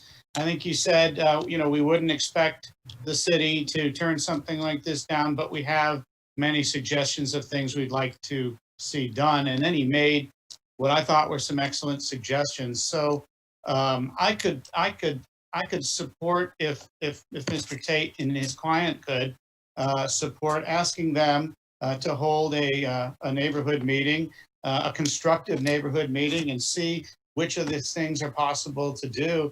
Come back on that September, I think you said 14th date, and have us make a final decision there. I just was very impressed listening to the gentleman and his suggestions on some ways to mitigate the issues that they had. Thank you, and I agree with you. Mr. Monaco had great points that he was making, and once again, I apologize that Zoom cut them off. Councilmember Palermo. Thank you, Mayor Henry. As it was probably made clear with my comments earlier, I absolutely believe there's no obligation to grant what the applicant's requesting, and certainly was not ready to support it tonight from the beginning, just wanting to learn more and look for this win-win. I think we had the resident getting up there and speaking about some different opportunities to create the win-win, which is what I want to see, and hearing it unfortunately get cut off halfway through. I think I'm definitely very curious and eager to hear what's number 3, what's number 4, what can be an opportunity the applicant and the neighborhood can work together. That said, I actually question if the 30 days is most appropriate, and the reason being knowing that that it's clear, the neighborhood, the individuals that were reaching out, having the concern. What I wonder is there the opportunity to have a Zoom meeting or something along those lines that does involve a back and forth with questions being answered and responded to, et cetera? Is there that possibility to do it in the next 2 weeks? Just given the fact that if there is that opportunity for a win-win, I'd prefer the opportunity. It is in the next 2 weeks. There's the opportunity for the applicant to come back in 2 weeks. And if there wasn't time to have that meeting and the neighborhood to be engaged, there's always the opportunity to defer it again in 2 weeks. But again, I just want to speak up and see if there is that opportunity to have it sooner, because certainly I feel the residents came very prepared with what their concerns were. The applicant came prepared with what they're planning, and I just wanted to kind of advocate for the timing aspect, and certainly be curious to hear from the applicant their thoughts on that as well, in addition to this council. So Councilmember Palermo, you do not support going to the public with advertising to let the general public know that we are having this neighborhood meeting? Of course, I want it to be advertised. My point is, I believe our communications department is capable of advertising within 2 weeks. If this council prefers 30 days, I'll certainly support it. I just knew I was not able to support approving this tonight based on everything I've heard, but I certainly support deferring it, whether it's a 2 week or a 30-day deferral. Councilmember Wilsey. Yes. Thank you, Mayor, and Michael, I appreciate your concerns. My understanding is that we would advertise within the 15-day window and the meeting would be held within 15 days. Yes, And ma'am. then it would be advertised to come back to council within 30. So I believe we're talking about the same No, we're turnaround, talking is that correct? 30-day maximum. A 30-day So maximum. It would be advertise back. the neighborhood meeting for 15 days and then bring it back in 15 days to council. Correct. So it would be a Right. maximum of 30 days. Right, right. So I think we're all in agreement on that. If that's an option for the applicant. Councilmember Zapata. Thank you, Mayor. So, yeah, I'm in support of deferring this item for 30 days. But I would like to see not only obviously the neighborhood meeting, but also I would like to see a traffic study from the days that we discussed about 6:30 a.m. to 10:30 a.m. and pick up 3 p.m. to 6:30 p.m. Pre-COVID is very, very intersection is, it's very busy intersection, and there is a backup on the traffic there. So I think that is relevant to make the study on this on the critical hours that we are talking about here. Second, I would like to see also, if it's possible, to move the playground to the north side of the property. I don't know if this is something the applicant will work with the staff here, or staff can propose how could be, given the topography, how can be done moving the playground to the north side of the property. So those are the three things I would like to see in 30 days after deferring this item, if this mayor and council feel like need to be deferred to get more detailed information. Mr. Tate, I will offer rebuttal. Thank you, Mayor, and thank you, members of the council, for hosting this tonight and asking some very good questions involving the public. We appreciate it. Anytime you make an application to any governing body, you hope that they engage and that they, in doing so, make a better project. With respect to the combination of the tracks, if you add the church site to this site, you're only at 3.1 acres. You're never going to get to 7 acres. And the office park is a office condo setup. They don't own there isn't one owner of the entire thing. So combinations with the adjacent properties it's not going to get us anywhere. It's not going to help. I'm not going to belabor the evening. If it's a desire of the mayor and council that we host a neighborhood meeting in some way, shape, or form, the applicant is fine with that.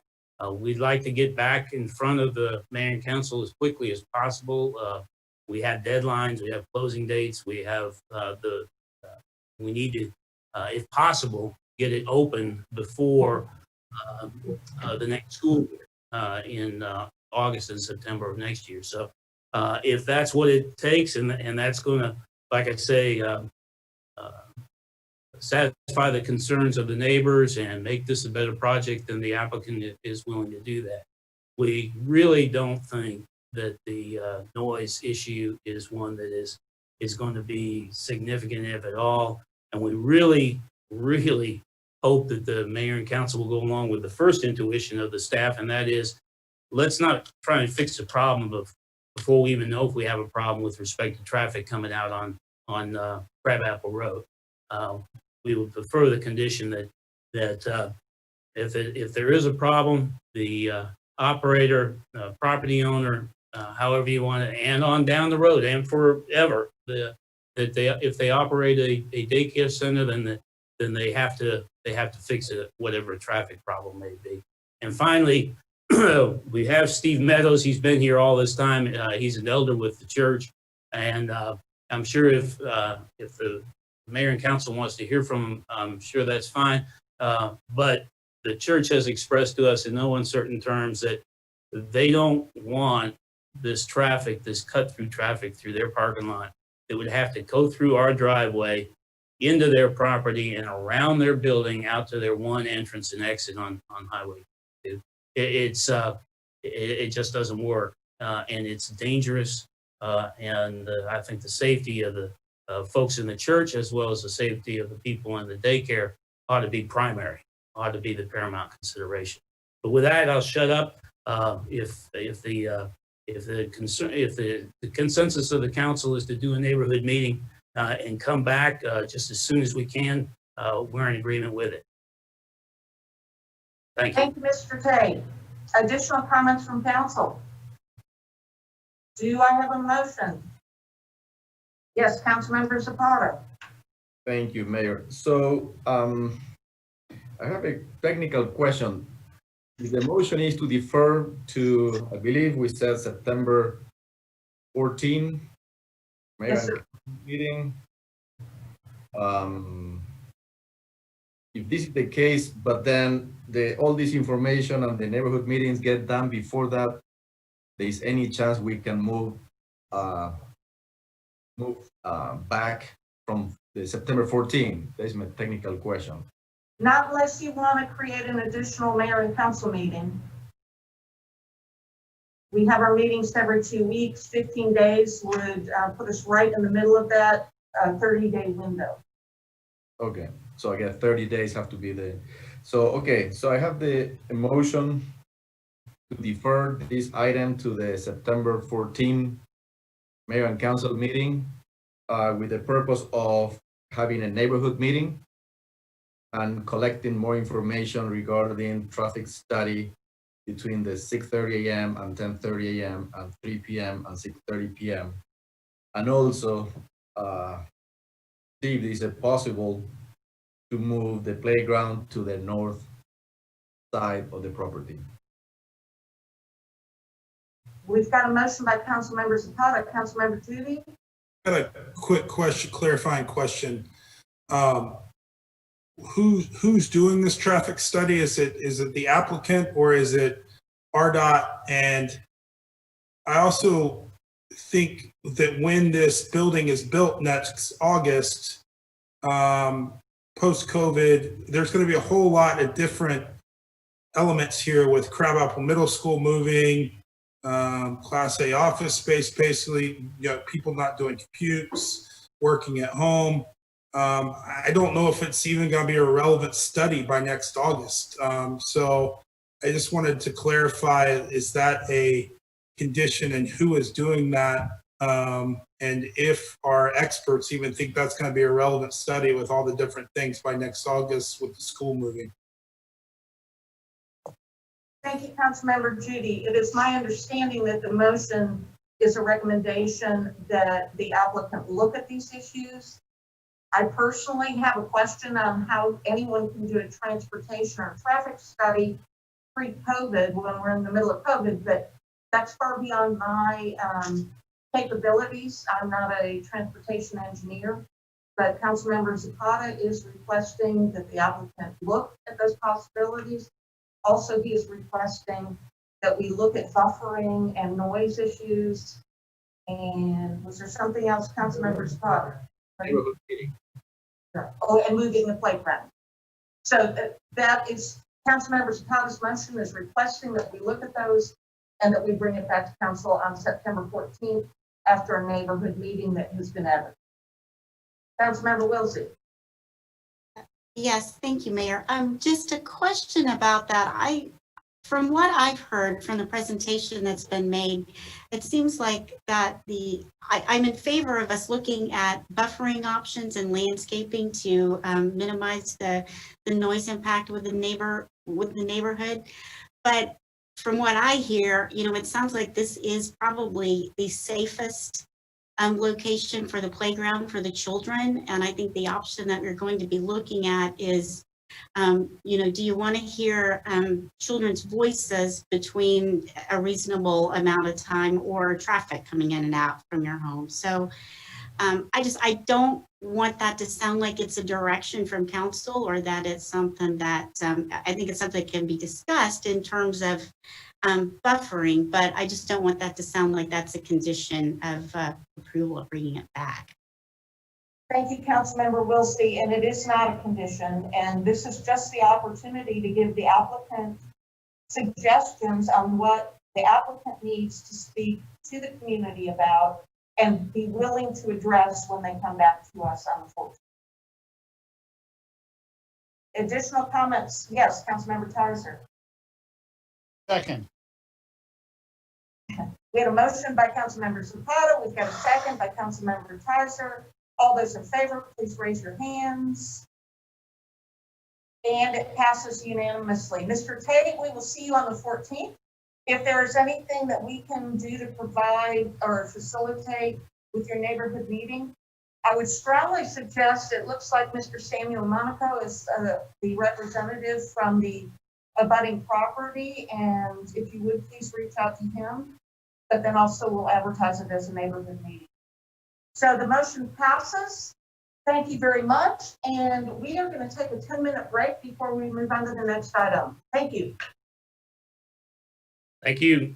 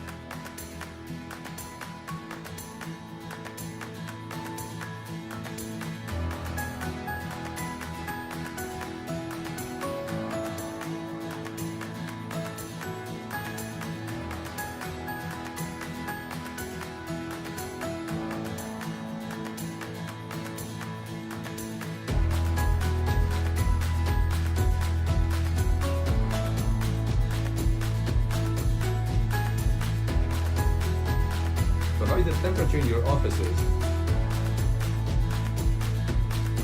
Mine is good, but I guess I have service in my office.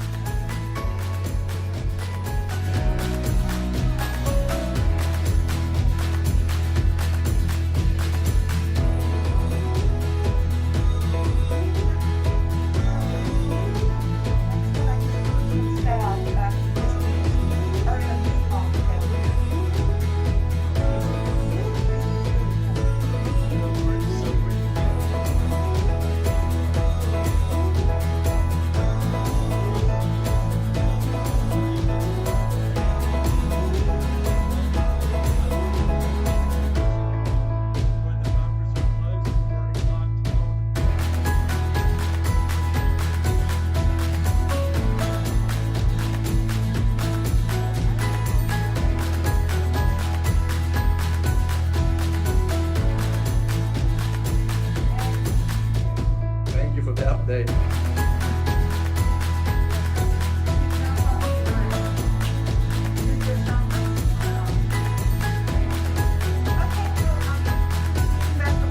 And the next item on the agenda is Transportation Department, Councilmember Hall. Thank you, Mayor Henry. This item has been at 2 committee meetings and was moved to this mayor and council meeting. And the item is the approval to create a citizen advisory committee charter for the visual enhancements as part of the final design phase of the historic Gateway project.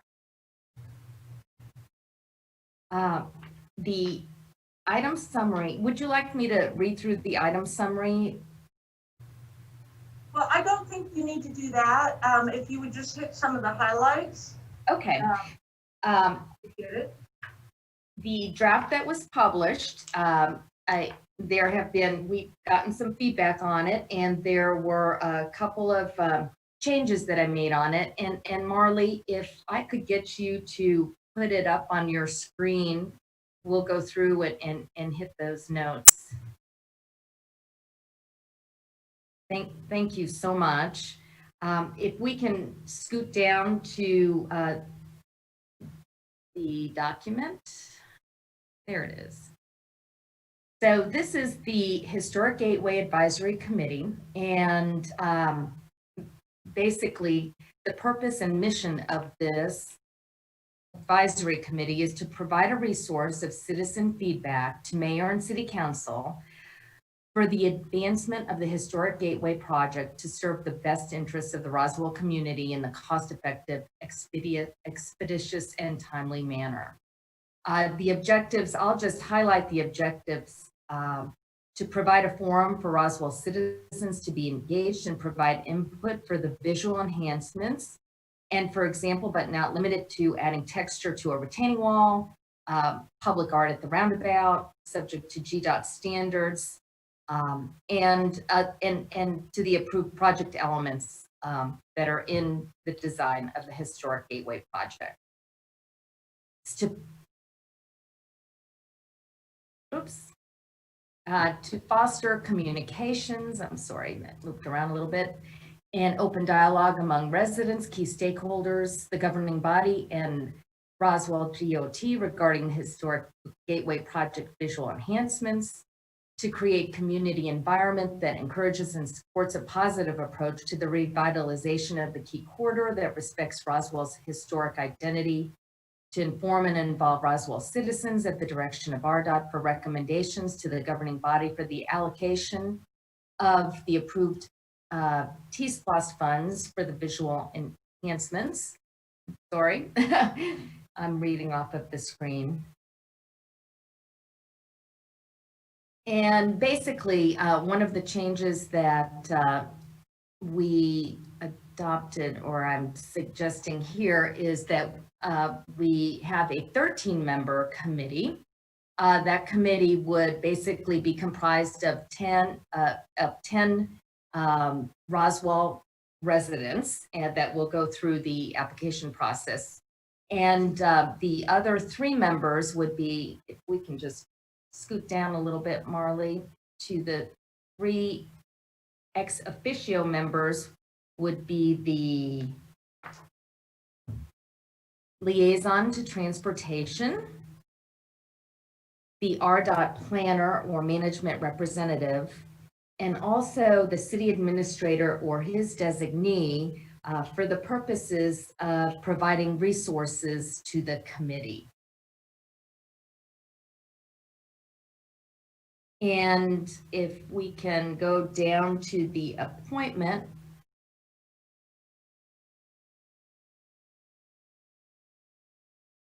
a little bit down, here we go.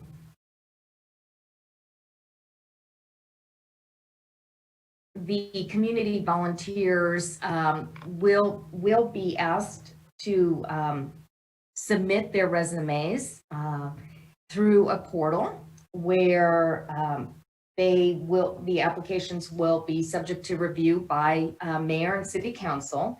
And from the applications received, each member of the governing body shall make one community volunteer appointment for 7 out of the 10, and the remaining 3 community volunteer appointments shall be chosen from the applications received. And the appointments are subject, all appointments are subject to unanimous vote of the governing body. The committee responsibilities are to operate as a resource to the governing body and offer opinions on the discretionary elements of design. I do have some examples, not limited to the following, but they opine on the types of aesthetic form liner for the retaining walls, types of street lamps, the roundabout truck apron, median colors that can be changed, lighting, and other things that would come up as part of this final design phase as it relates to these enhancements. The meetings would be the meetings would be scheduled by the committee, and they would be scheduled in accordance with the needs or to meet the needs of the contractor schedule, WSP schedule, working with RDOT to be able to return the information or to provide the information in a timely manner so that the project is not delayed. And basically, the terms of the officers would be for a 1-year commitment upon appointment, and mayor and council would have the opportunity to renew the committee at the 1-year mark. So that is the proposed committee, and I would like to open it up for questions or comments from my colleagues. Do you have any questions or comments? Councilmember Wilsey. Thank you, Mayor Henry, and thank you, Councilmember Hall, for the work that you've done to fine tune this proposal. I think it's a great way to get residents involved in the aesthetic aspects of the historic gateway, and I think it's going to be a great opportunity for some good conversation. One suggestion that I wanted to make with the wording for the one with the professional with an architecture, I was hoping to have someone, with a creative visual background. So I just wanted to see if we could tweak the wording a little bit on that one. And I would just like to suggest that it doesn't necessarily have to be an architect, but I guess what I would suggest is to say a professional with an architecture, design, visual arts, public arts, or related creative industry expertise. Can you just repeat that one more time, please? Sure. Not that A professional with an architecture, comma, and then the rest of it is okay. I don't want it to have to specifically be an architect, but it could be anyone with a whole range of creative building expertise. Okay, with an architecture, comma, creative design or visual public art experience. Correct. Right. Very good, thank you. Additional comments from council? I also, You're being quiet. Director Ralph had a couple of comments, I believe, that he would like to add. Mr. Rao.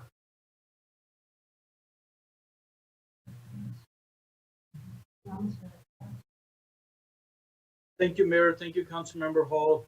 So very quickly, Marley, if you could please unshare your screen. I made a couple of comments on the document that was submitted as part of the packet. I just want to share my screen for that.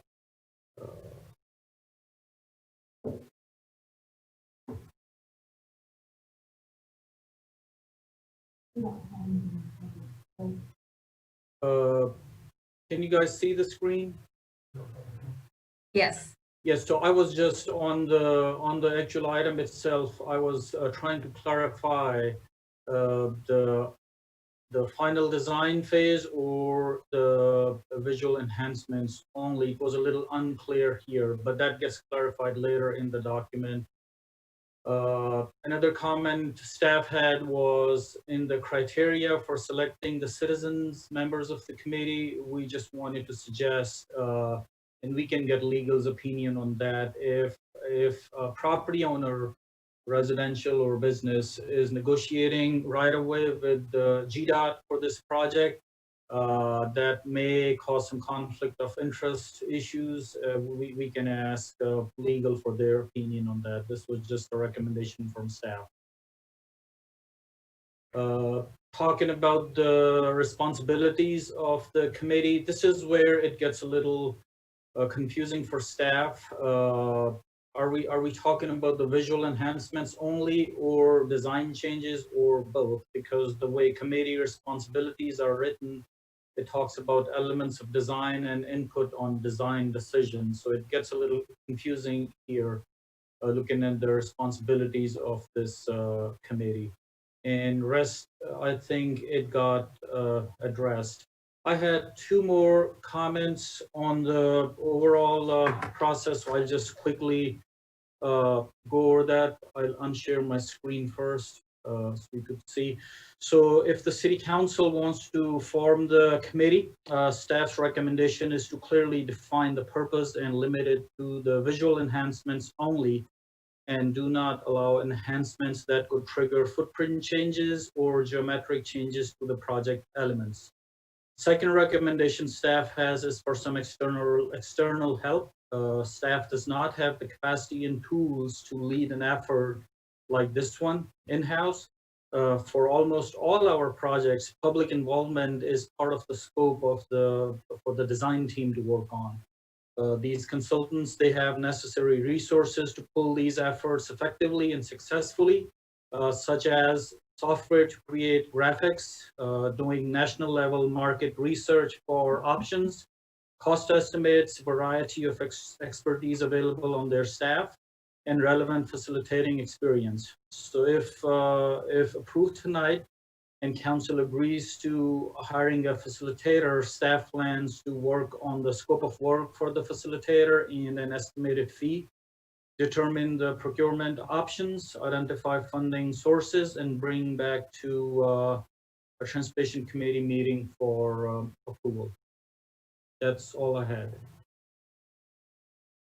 Mr. Halsey, would you speak to the legal issue about, yeah, According to our code of ethics, anyone has a direct pecuniary interest would not be eligible to serve on our regular boards and commissions. This would not apply necessarily, but I think it's a good policy that should be. So if someone is negotiating with GDOT to sell their property, they should not serve on this committee. Thank you, Mr. Halsey. Mr. Councilmember Judy. Thank you. I agree with you, Mr. Holsey. I think that should be a condition of this as well. I had shot a recommendation or comment to Councilmember Hall earlier today of renaming this committee and putting aesthetics into the name of the committee to further define that what they're doing. Because at this point in time, from all the talk we've had and what I've understood, aesthetics is all that this committee would be approaching. So it'd be the Gateway Aesthetics Committee. That way, public and the committee is sure of what they're going for, and it sets expectations. Otherwise, if we create a committee that's just named, people might think that we're named what it is. People might think they can get into design and can get into this. So I want to make sure that we are setting the proper expectations for the committee and the community in every way that we can. So I would recommend possibly doing, putting that in the title as Mr. Ralph had just commented on as well. Councilmember Claremont. Thank you, Mayor Henry. So couple different comments and reactions. So I certainly agree with the exclusion or qualification for the committee members regarding if they're negotiating. So I think that totally agree with Councilman Judy and Mr. Holsey, Mr. Ralph. Councilmember Wilsey's point about just the aspect around design and all that. I agree with that. I think that makes sense as something preferred. As for the name, I'm probably indifferent. I do see the point. I think it makes sense. And that goes back to what I brought up at the committee meeting, which is I will certainly support this tonight. I do feel what is more important for the city is that we do have resident input, and therefore a committee like this citywide. And a big example is really a lot of our east-west connections. So for example, the Big Creek Parkway, I think this is a great example where that one's so much earlier in the process that I think it'd be really helpful to have some resident input, just having that extra set of eyes. The way I envision the Gateway is the same way I envision the citywide one. So my layman terms of how I think about this is basically transportation is going to have potentially 2, 3, 4 choices for something. Right now for Gateway, it's going to be just aesthetics. And instead of just going ahead and just automatically narrowing it down and providing that recommendation to council, it's the opportunity for these residents to kind of see what those choices are right as they come out, provide some different feedback. Where if we can have a citywide one with something like, say, the Big Creek Parkway, then I think that's going to, being early on, it's going to ensure that really the intention and all these different aspects is going to be taken into account. So I think that's going to be really important to see. And lastly, going with the facilitator, just for the financial reasons that the mayor brought up at the committee meeting, my preference is to not need to hire a facilitator. I think the way this is laid out, I think with having this clear scope and just knowing that it is for residents to have the opportunity to see choices, provide recommendations to council, et cetera. I just see it as something that doesn't need that official facilitator. But at the end of the day, I want to support what the majority of this council wants to support tonight. Councilmember Wilsey. Thank you, Mayor Henry. I just wanted to expand a little bit. I mean, Director Ralph said something that really kind of hit home with me, is that, the purpose of having a facilitator would be someone, in a professional capacity to be out to go and do some research and bring back all the choices that are available and examples of what other cities are doing in similar aspects, just so that the advisory group can see what the possibilities are, and basically doesn't have to rely on their own experience or what they might see, but just so that you might have someone with that professional expertise kind of guiding the path. Now, I understand concerns about budgeting and how we might make that happen. I understand Director Ralph was suggested that he might be able to look and help out with that. I just wonder if that's something that we might be able to include as something that staff might look at. And let me chime in, Councilmember Wilsey. I do not support hiring a facilitator or consultant to do this work. And part of the reason why I don't support that is staff will be required to bring all of these issues to council. So this is not work wasted. They will have to make presentations to council on aesthetics. So these are all well within our staff capabilities. So I don't think it's a big ask, but it is an ask of staff, but they're going to have to do this work to bring it to council anyhow. Councilmember Palermo. Excellent. I agree with Mayor Henry and want to give additional background. Example is my understanding that's actually what staff does in making the decisions. If they're looking at some different choices, staff's using their expertise, they're seeing what possibilities are out there. And it's just in the current process, they're doing that, staff's making their decisions, and ultimately staff's bringing a recommendation to council. This is just the opportunity for what staff was already doing to show to this committee.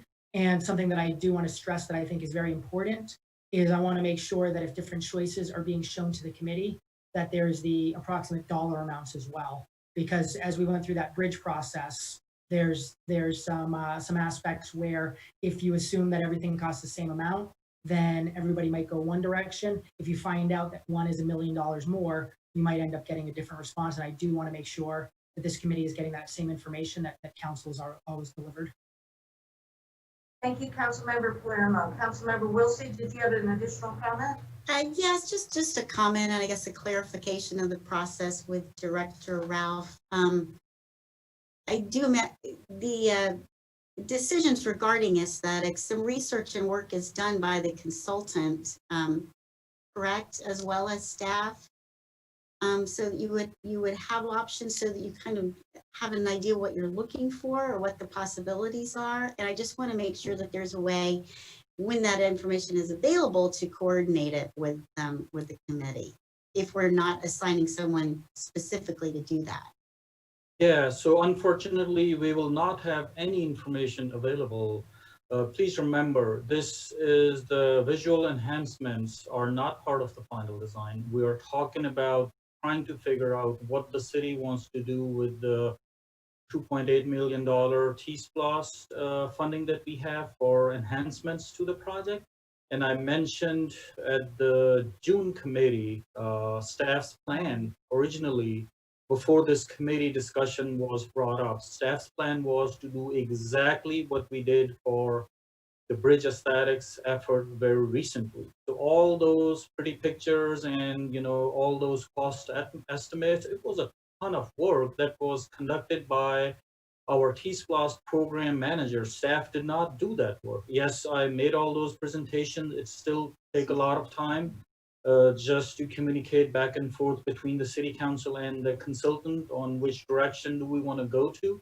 But that's where all the majority of the work, all those graphics that we shared in a public survey for the citizens to make a decision, this versus that. What the graphics we generate, we use PowerPoint and Adobe, and the bridge aesthetics graphic that you saw, they were not from those softwares. Those are very expensive softwares. We do not have them on, don't have that type of resources. That's why we go out and hire consultants to do specialized work. And again, we're talking about a project that's costing, different entities about $50 million. City has already spent over $4 million.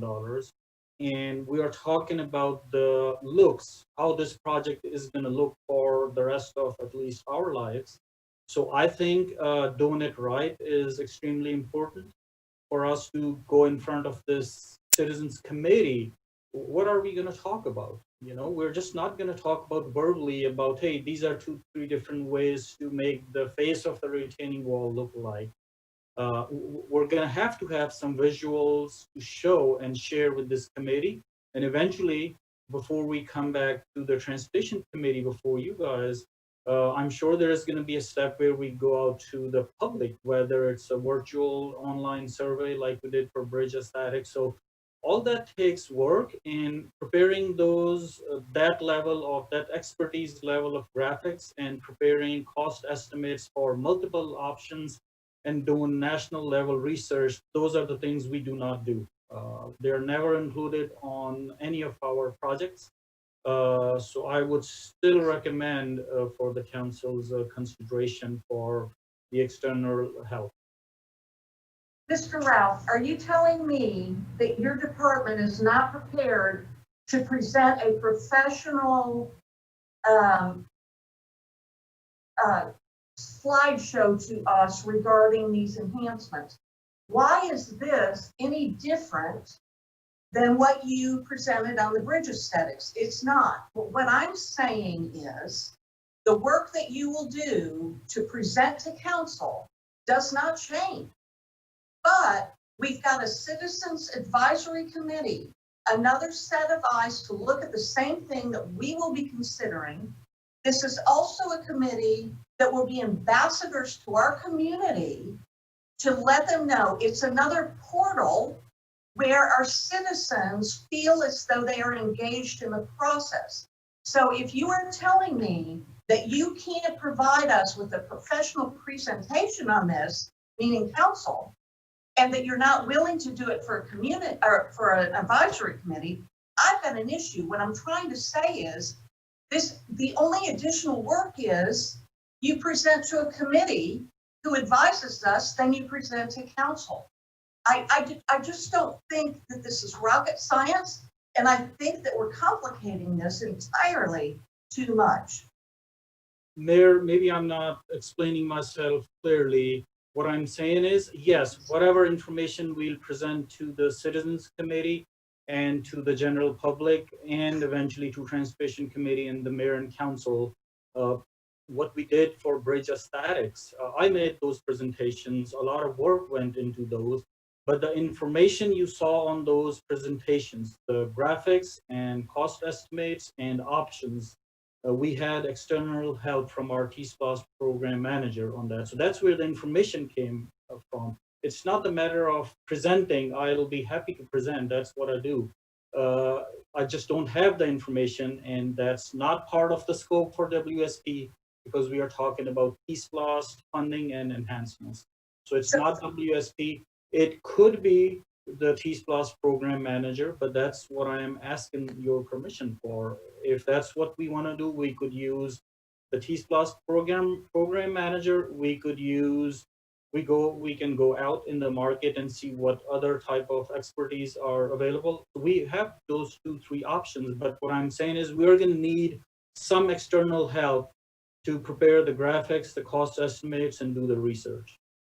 So, Mr. Ralph, what you're telling me is this cost wouldn't exist if this committee didn't exist. And what I'm saying to you is you are going to bring this to council. Now, how you do that work, how you get that work done, that's entirely up to you and your department. Now, if you need to request, regardless, let's just pull this committee out of this. If you need to request funding in order to present aesthetics to us on the Gateway project, that's a separate conversation. It does not revolve around this committee. Councilmember Palermo. Yeah, Mayor Henry, I couldn't agree more with your points. What I'm hearing is not related to this committee, but more just hearing the process. And not only did we just see the bridge aesthetics recently that this current council put on, but actually if we think of Big Creek Parkway before T-SPLOST, we got to see different options. And so it'd be my expectation and understanding that for the Gateway project, for those additional aesthetics, that even if we did not have this committee, that staff would look at different possibilities to see what's best and present that to council. And when doing so, we need to know approximately ballpark on what do different choices cost. So again, I see it as a completely different conversation. So absolutely just 100% agree with the mayor. Councilmember Wilsey. Yes, thank you, Mayor, and thank you, Director Ralph. I think what I'm hearing and what I'm understanding is that when transportation says final design, that's a much different project scope of work than when we are talking about design aesthetics. So what is budgeted and what's under the scope of work for WPC is, final engineering design, not design aesthetics. So what this committee would be doing is to guide the design aesthetics. But am I understanding that that's not a part of the scope of work that you're, the final design work? Those are two separate items. Councilmember Hall. Yes, So- my understanding I in, didn't have this committee. oh.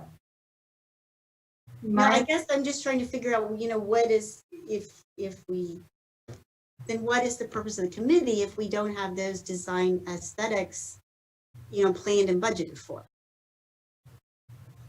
Director Ralph can speak to that. However, as far as the design aesthetics, those are incorporated into the final design. That's why the two words are together, because they are going to have to incorporate what the decisions are of what we do with the T-SPLOST dollars, and also perhaps other things that come up that are already part of the project or part of the plan that will require an aesthetic decision.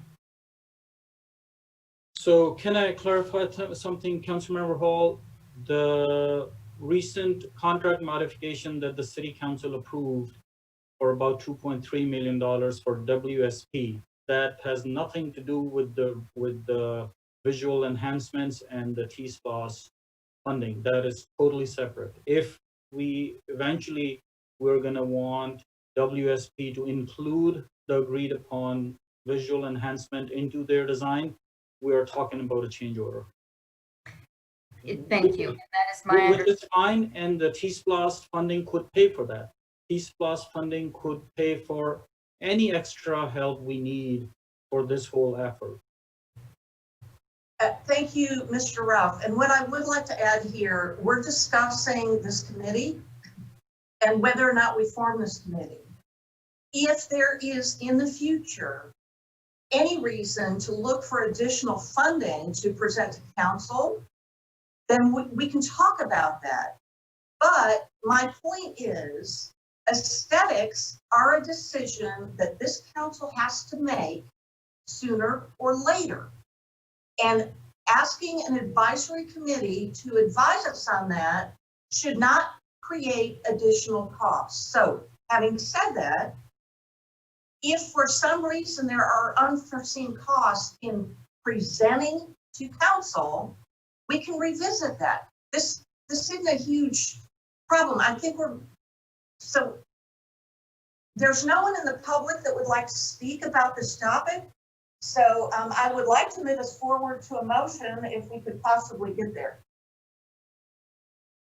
I would like to make a motion. Thank you, Councilmember Hall. My motion would be to move this committee forward with the following changes to the language. Under the section where the committee shall be comprised of, to edit this sentence per Councilmember Willsey's suggestion, where we say a professional with an architecture, creative design, or visual public art experience. And also if Mr. Halsey could help me with the sentence of adding that that people or residents with the potential conflict of interest would not be eligible. Is there a way to word that cleanly? Residents who are in active negotiations with the Georgia Department of Transportation regarding property are not eligible to serve.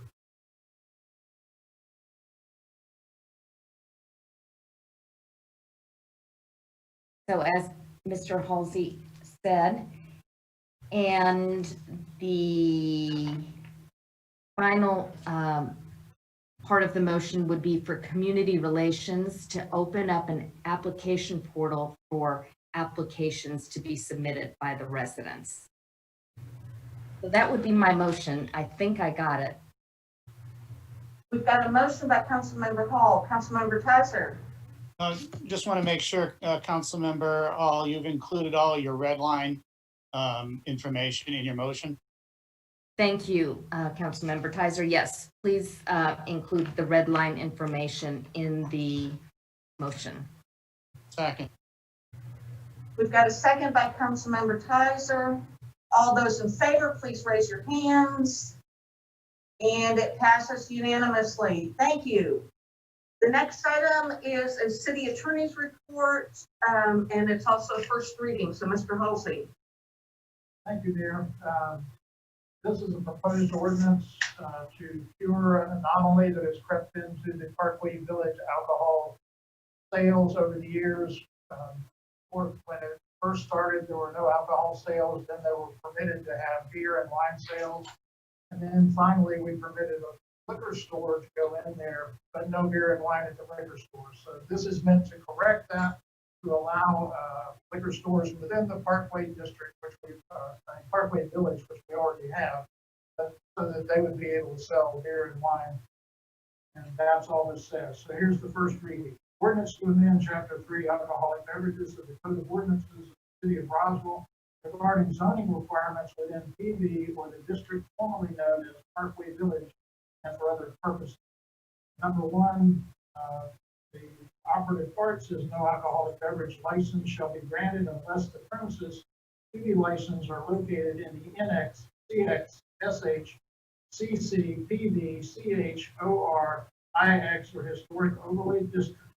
Any license application shall meet the distance requirements of section 3.42 of this article, which is the alcohol article. The remainder of the ordinance is incorporated herein by reference. Thank you, Mr. Halsey. Does council have any questions?